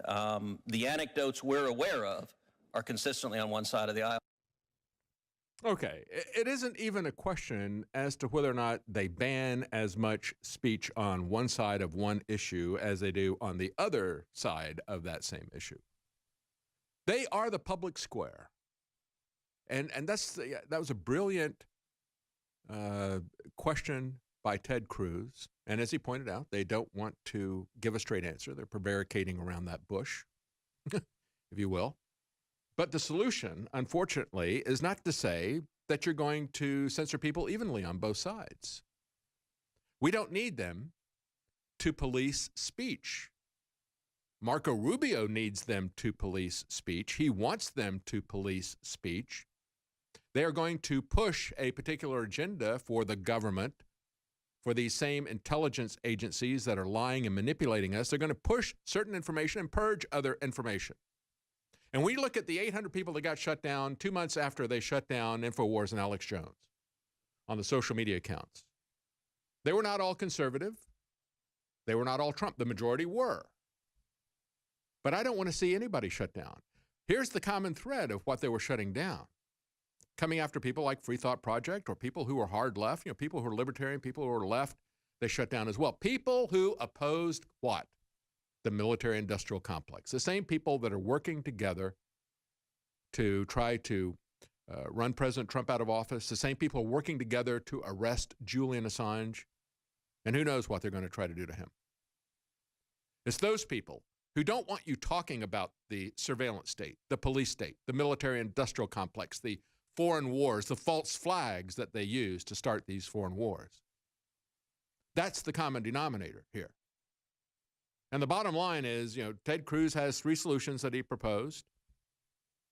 Amending Section 2030 of the Communications Decency Act that basically says we're going to leave you guys alone because you're not publishers. Well, they are publishers, and they've admitted that they're publishers. And now you've got Apple out there saying, we're going to be the publishers. We're going to decide, we're going to reward and pay for this. We're going to Facebook is saying we're going to curate this. We're going to promote quality news, and we're going to purge things that we say are not quality news. So they're sitting there as an editor. They are publishers. And so this whole Section 2030 of the Communications Decency Act is a dodge, number one. So yeah, do that, fine. He also talks, number 2, antitrust measures to address big tech's dominant status on the internet. Well, fine. They have monopoly status. But, folks, antitrust regulation has never been very effective. Do we still have AT&T? Yes. Do we still have AT&T as one of the biggest 2 or 3 phone providers in the world? Yes, we do. I thought we broke them up. No. I thought we got rid of Standard Oil, and I thought we broke the power of David Rockefeller. Well, no, actually, no. They will find ways around that. And quite frankly, these people who are running this in government, and it's the politicians who work with and for the military-industrial complex, people like Marco Rubio. His concern, again, it was right after Alex Jones had been removed, when Alex Jones confronted Marco Rubio, who was running a hearing about social media censorship. You would think that they would take the biggest, highest profile person that had been censored and ask him to testify in Congress, but no, they didn't bother to do that. When Alex Jones confronted him, Alex was punished further, and Marco Rubio pretended not to know who Alex Jones was, until later on he admitted that he was lying. But in the hearing, the concern of Marco Rubio was not about your free speech, each and every one of you, Mr. and Mrs. America. It wasn't about your free speech being taken. That wasn't his concern. His concern was that they weren't going to do things for the Chinese government, that they were going to work for the American government, right? Because, I mean, this is the American government that set them up in all this stuff, right? We go back to the late 90s when the internet became practical. And again, the internet was the brainchild of DARPA, a psychologist, I keep confusing this, a psychologist who worked for DARPA, J.C.R. Licklider. He called it the Intergalactic Computer Network. That was his idea. But it was a tool of psychological control. It only became practical in the late 1990s. And so when it became practical, you had In-Q-Tel, which was created by the CIA. It was a venture capital firm to fund the little shills like Zuckerberg who would run this operation for them. So they could put this out there for free, get all of you to come in and shut the doors and turn on the gas. Turn the gas on free speech. And then you had these other venture capital firms that just coincidentally had people sitting on the board from the NSA and so forth. So they were right up front there with their venture capital firms. And then they had these other people out there. So this whole thing was set up by the government to do this. So you think it's going to go away because we got antitrust regulation? Addressing potential cases of fraud and deception, that's number 3 from Cruz's solutions. No, the solution has already been given to us. 1946, Marsh Roses, Alabama. Even if the public square is privately owned, that was a coal town. They owned the entire town. They told a woman she couldn't hand out religious tracts.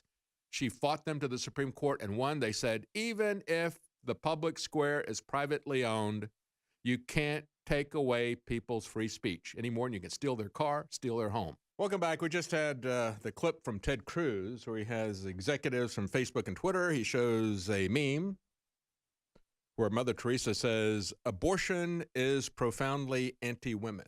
He says, is that hate speech? And there's silence from them. Of course it is speech that they hate. They want to support abortion. They will shut down people if you have a woman who says, a transgender man is not a woman. Oh, you're banned for life. And they look at that and they say, well, we haven't taken everything that people who are pro-life have said down, so we're good guys. No, you shouldn't be taking anything down. And I'm not happy with the solutions coming from anybody in the Republican Party. There's been absolute silence about that Supreme Court decision going back to 1946. Why is that? Because it would shut everything down. If you don't want to use social media to control speech, and people on both the left and the right want social media to control speech, in the same way that Marco Rubio gets Zuckerberg in there and says, you're not going to do what China says. You're going to do what we say, right? And they'll come in, they say, well, you're not going to do what the Democrats say. You're going to do what the Republicans say, or vice versa. That's the real fight. They don't want the control structure to go away. It's the American government that put the control structure there in the very first place, as I pointed out. They just want to be the ones controlling it. And it's that attitude which has sold out the freedoms of the American people for a couple of generations.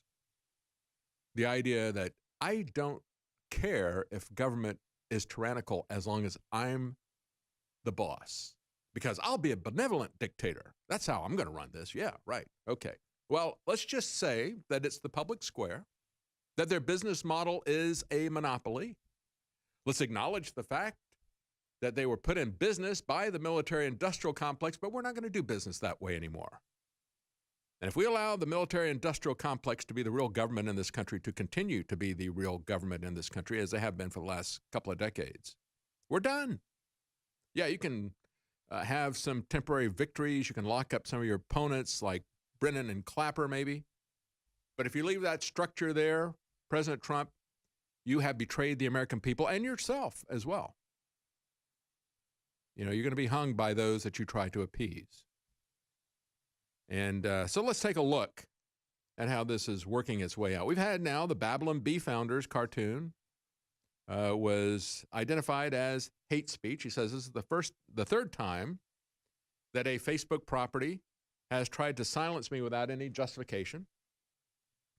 And this is Ford. He is a guy who, he said the first time was for a comic that defended traditional marriage. That is hate speech, see? That's what Booty Gay has been coming after Mike Pence and President Trump for a week. He said, you Christians, you hateful hypocrites, you have come after the LGBT people, he says, and actually, no, they didn't. But he says, you know, just because these guys support traditional marriage and because they support the pro-life, you're a bunch of hateful hypocrites.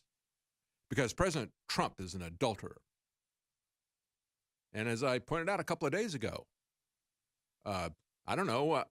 For me, Christianity is defined by the Bible. I don't know where Booty Gay gets his Christianity. Well, actually, I do. It's kind of the same way that Thomas Jefferson operated. Thomas Jefferson went through and he cut out things that he didn't like, and so does Booty Gay. And for Booty Gay, it's kind of uncomfortable because you go down and look at lists of sins, right? Right next to adultery is homosexuality in my Bible. Oh, but adultery is bad, homosexuality is good. Because he's been in a homosexual marriage for 2 years. Well, President Trump's been married to Melania for 14, whatever. I mean, but, you know, it's he doesn't have any sin that he has to worry about, right? It's simply legalism. And it's legalism where he writes the rules. No, actually, nobody's going to be justified by their obedience. We're all sinners. We're all dependent on God's grace. And for him to throw stones at President Trump in that glass house when he is in an open, continuing relationship. I mean, we look at the gay people. They have gay pride. Do you have gay pride parades? Do you have adultery pride parades? Or take a look at the other sins that are there, right? Theft.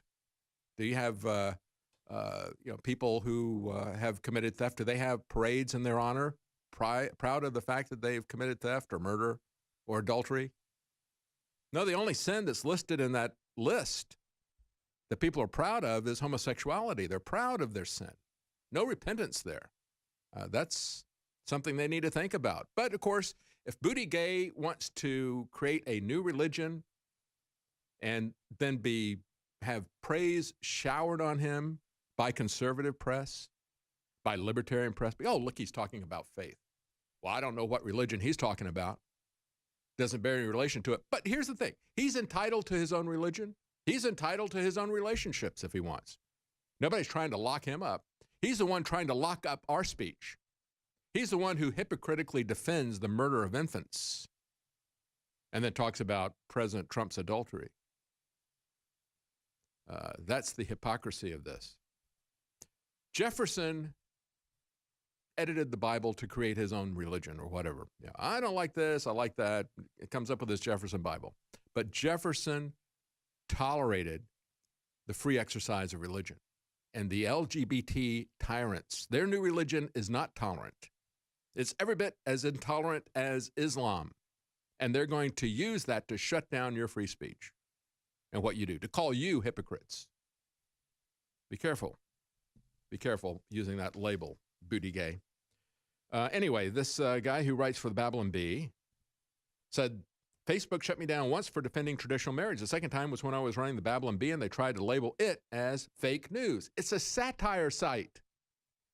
I forget whether it was BuzzFeed or the Daily Beast, but it was one of those fake news sites, appealed to Twitter to shut me down because I was laughing about and reading a Babylon Bee satire site. You know, when Elizabeth Warren was doing all of her Pocahontas stuff and did her DNA test,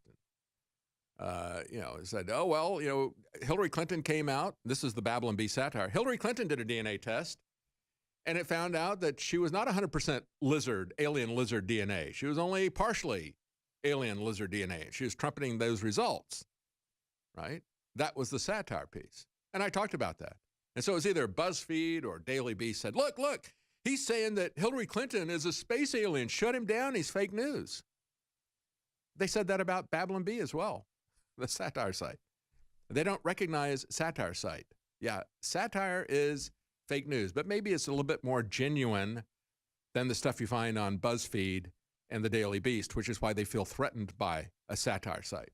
Anyway, he said it just keeps happening, and it seems to only happen to conservatives. So what is this latest comic strip that they took down? We'll have that for you when we come back. Stay with us. You will not believe what they shut down from Instagram, a Facebook property, talking about abortion.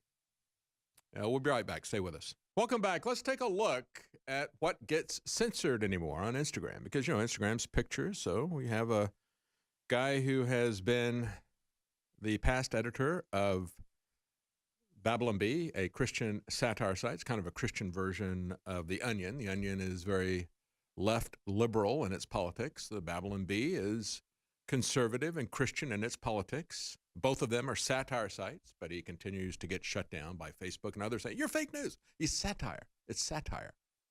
It's satire. That same trick, as I said, is used against me. But he comes out the latest censorship.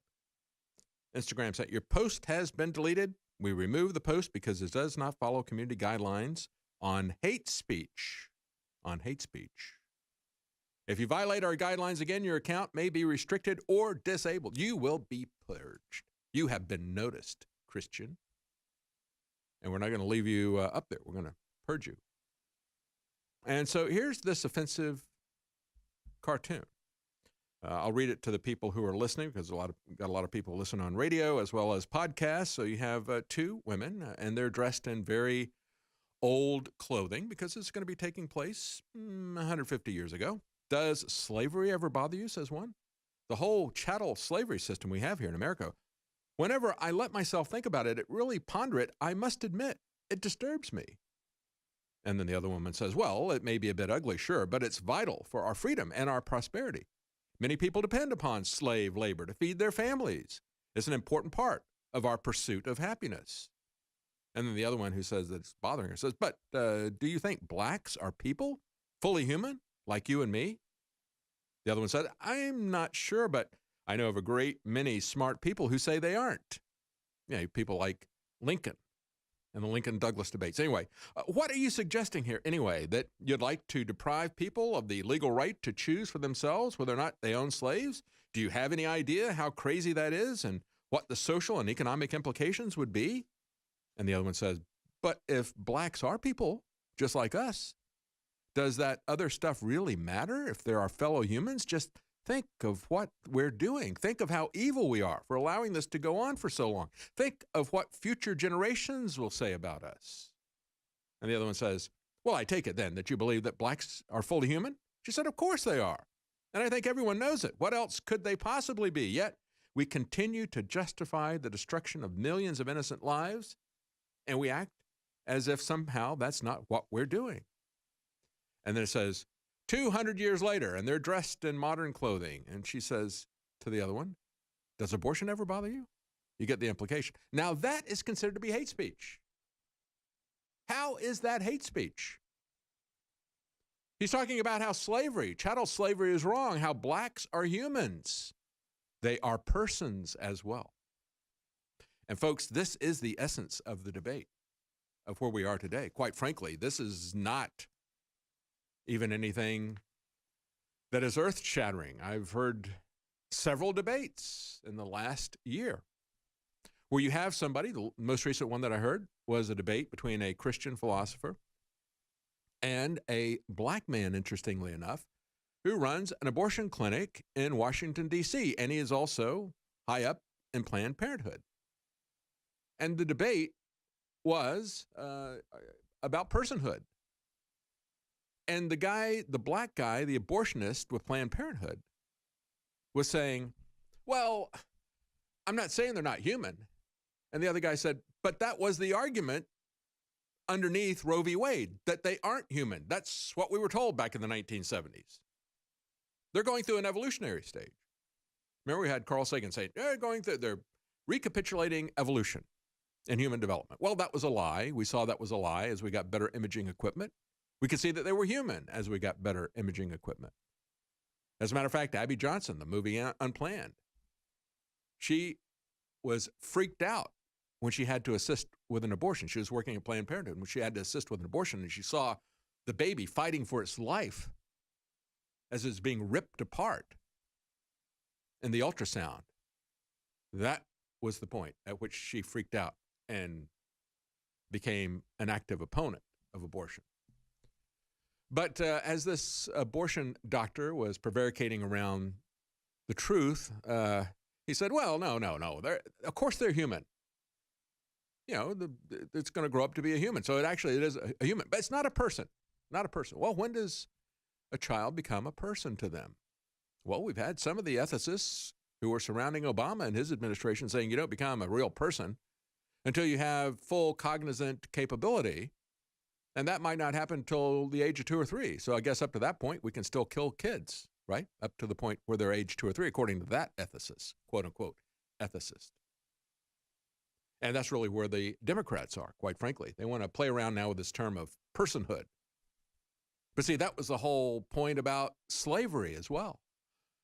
They weren't even arguing that they weren't human. They were arguing that they weren't full persons. They didn't fully count towards personhood. And so you could do whatever you wanted to them. And of course, that same argument, if we accept that, oh, yes, they're human, but they're not fully persons, or they're not the same quality of human as, let's say, an Aryan is, okay? They have the Aryan race, and then everybody else, Jewish or otherwise, they're not of the same caliber and quality as the Aryan race, so therefore we can subjugate them. They're subhuman. They're beneath us. We are above them, and we can do to them whatever we wish.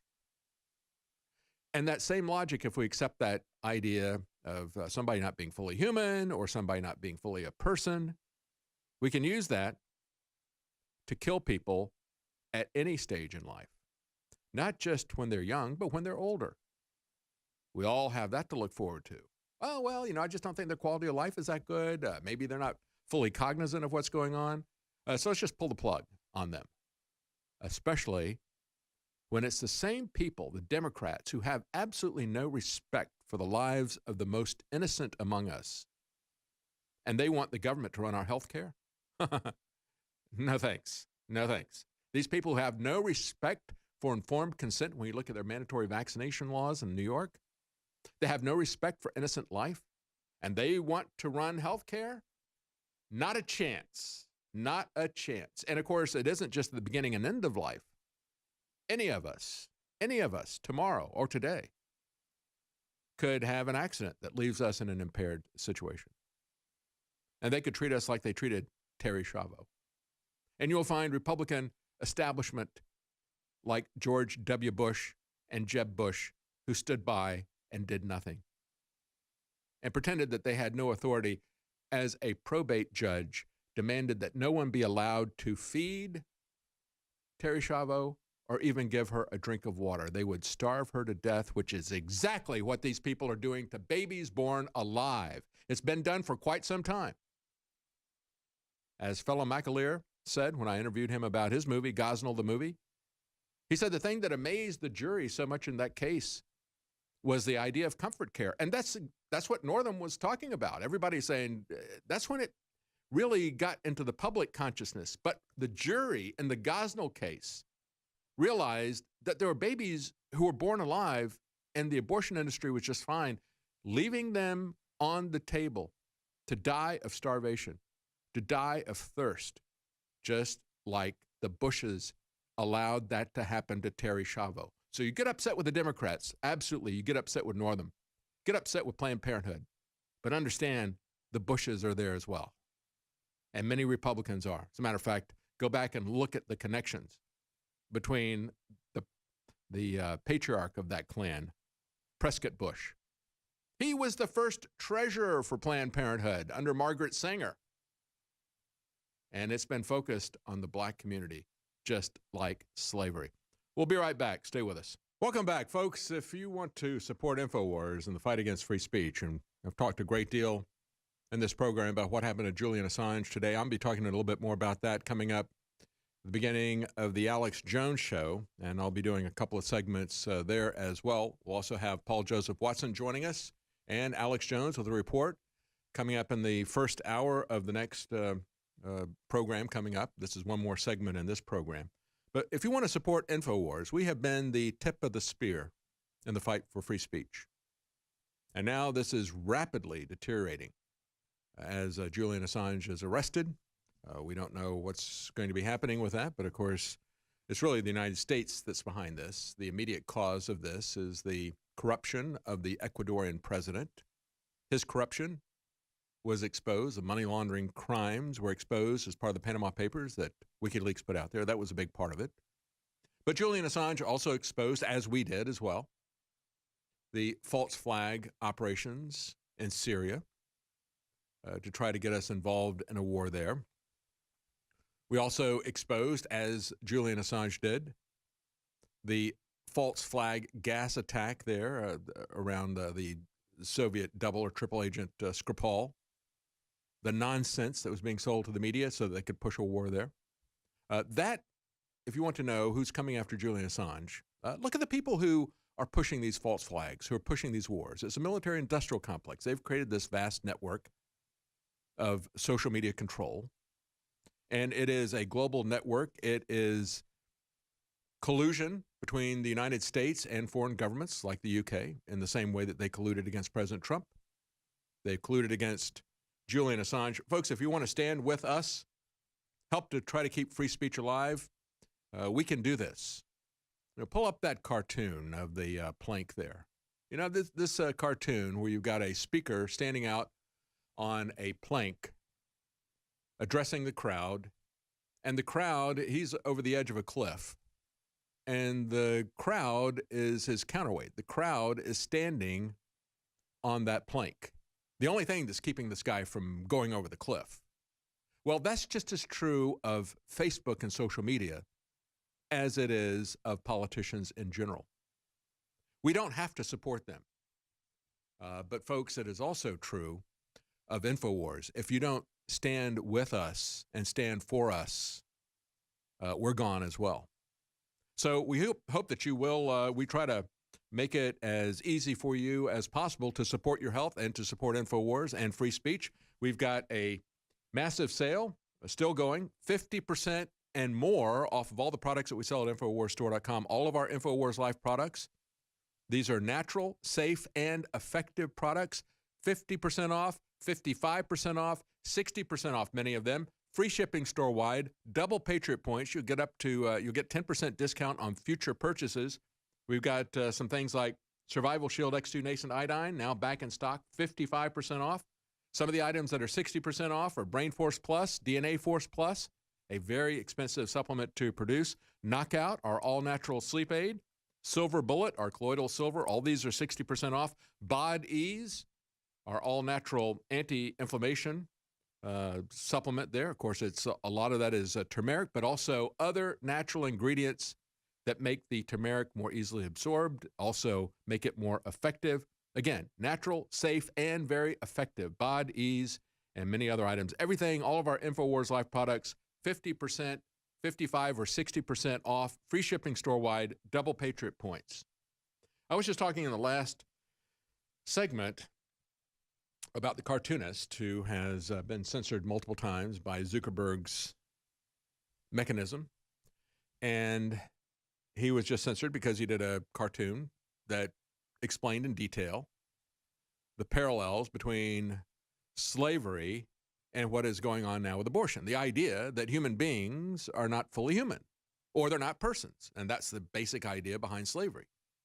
And coincidentally, abortion was focused on the black community. Black genocide was the idea of Margaret Sanger and Prescott Bush, the patriot of the patriarch. Not a patriot at all. This guy tried to overthrow the government, probably would have gotten away with it if he hadn't been shut down by Smedley Butler. Not a patriot at all, but a patriarch of the unpatriotic Bush family. But it was always focused on the black community. The majority of people who have been killed with the abortion genocide have been black. Most of these clinics were put in black communities. Margaret Sanger was very open about it. So it is a legitimate thing to talk about humanity, personhood, and tie that back to black slavery. It's absolutely legitimate. They took him down for that. But of course, if we look at another cartoonist, Nathan Pyle, he's now been identified by one of these gatekeepers of free speech. It's some fashion magazine called Nylon. And they want people to, they want to censor his cartoons even when he's not talking about abortion or other conservative issues. They have a problem with him because he had said in his bio, "I follow Jesus." They said that should be a clue to you about his religious leanings. And they talk about how he once in 2017 made a comment on Instagram about how he was proud of his girlfriend and, quote, all the courageous mothers who attended the March for Life. So because he was proud of his girlfriend who attended the March for Life 2 years ago, and because he says he follows Jesus, Nylon is saying we should be more careful and not share anything from this guy. None of his cartoons. And his cartoons are not explicitly Christian or pro-life. So this is where this is going, folks. It is purging individuals out of the public square, this kind of persecution. Let's just listen to what Senator Mazie Hirono had to say as they had the Democrat Senate Judiciary Committee hearing on the Pain-Capable Unborn Child Protection Act. She said states have gone on a binge of passing oppressive abortion laws like Georgia's. Here's that clip. The word hypocritical doesn't even begin to cover what is happening to women and children across our country. My thanks to you, Dr. Peterson and Senator Jordan, today once again. And I hope that supporters of bills that we're talking about today, both in the states and in Congress, turn their efforts to improving the lives of the children who are very much here already and who are so poorly served by the Trump administration and its policies. Yeah, the term hypocritical doesn't even begin to say what the Democrats are doing. Especially when I see all these articles about Pete Buttigieg, the mayor of South Bend, Indiana, who's running for president. That son of a Marxist. His father was a Marxist professor. And what is amazing to me is how many conservatives are supporting him. As a matter of fact, there's this article that was it's out of the Atlantic, written by a conservative. He said, what makes Pete Buttigieg an intriguing figure isn't his political experience, of which he doesn't really have any, except for being the son of a Marxist, or his political philosophy. This guy says, which I disagree with because he's a progressive and I'm a conservative. No, this conservative likes Buttigieg because he speaks openly and easily about his Christian faith in a party that's becoming more and more secular and religiously unaffiliated. And he does so in a manner that stands in marked contrast with the evangelical leaders who support Donald Trump. It's like, wait a minute. He's talking about how his Christian faith is kinder and gentler than Donald Trump's. And he hates Mike Pence. And yet, this is a guy who supports abortion. He's got no problem with a party that supports abortion, that supports infanticide, up to and including birth and beyond. Because we're going to put these kids over. We're going to call it comfort care. They survived your attempt to rip them apart. in the womb, and now you're going to just let them sit there without any medical attention and die. But if you snip the cord there, if you snip their neck or twist their head off, like Gosnell did, then we'll put you in jail for murder. Explain to me the difference there. I fail to understand that hypocrisy behind that approach from the Democrats. And so, yeah, he says he stands in stark contrast to evangelical leaders who support Donald Trump. I'm sorry, he stands in stark contrast to Christ. Christ who said, whoever harms one of these little ones, it'd be better for them if they had a millstone put around their neck and they were thrown into the sea. Maybe that applies to abortion as well, right? You want to talk about it in those terms? No, the Democrats don't want to talk about it in those terms. Neither do the conservatives who support this guy. You know, Mike Pence has been very gracious. He said some things that are critical of my Christian faith and about me personally. He knows better. He knows me. He's never said anything bad about him. He says, but, you know, they got 19 people running for president on that side of the party, and they're all competing with one another to see how liberal they can be. We'll be right back. Stay with us.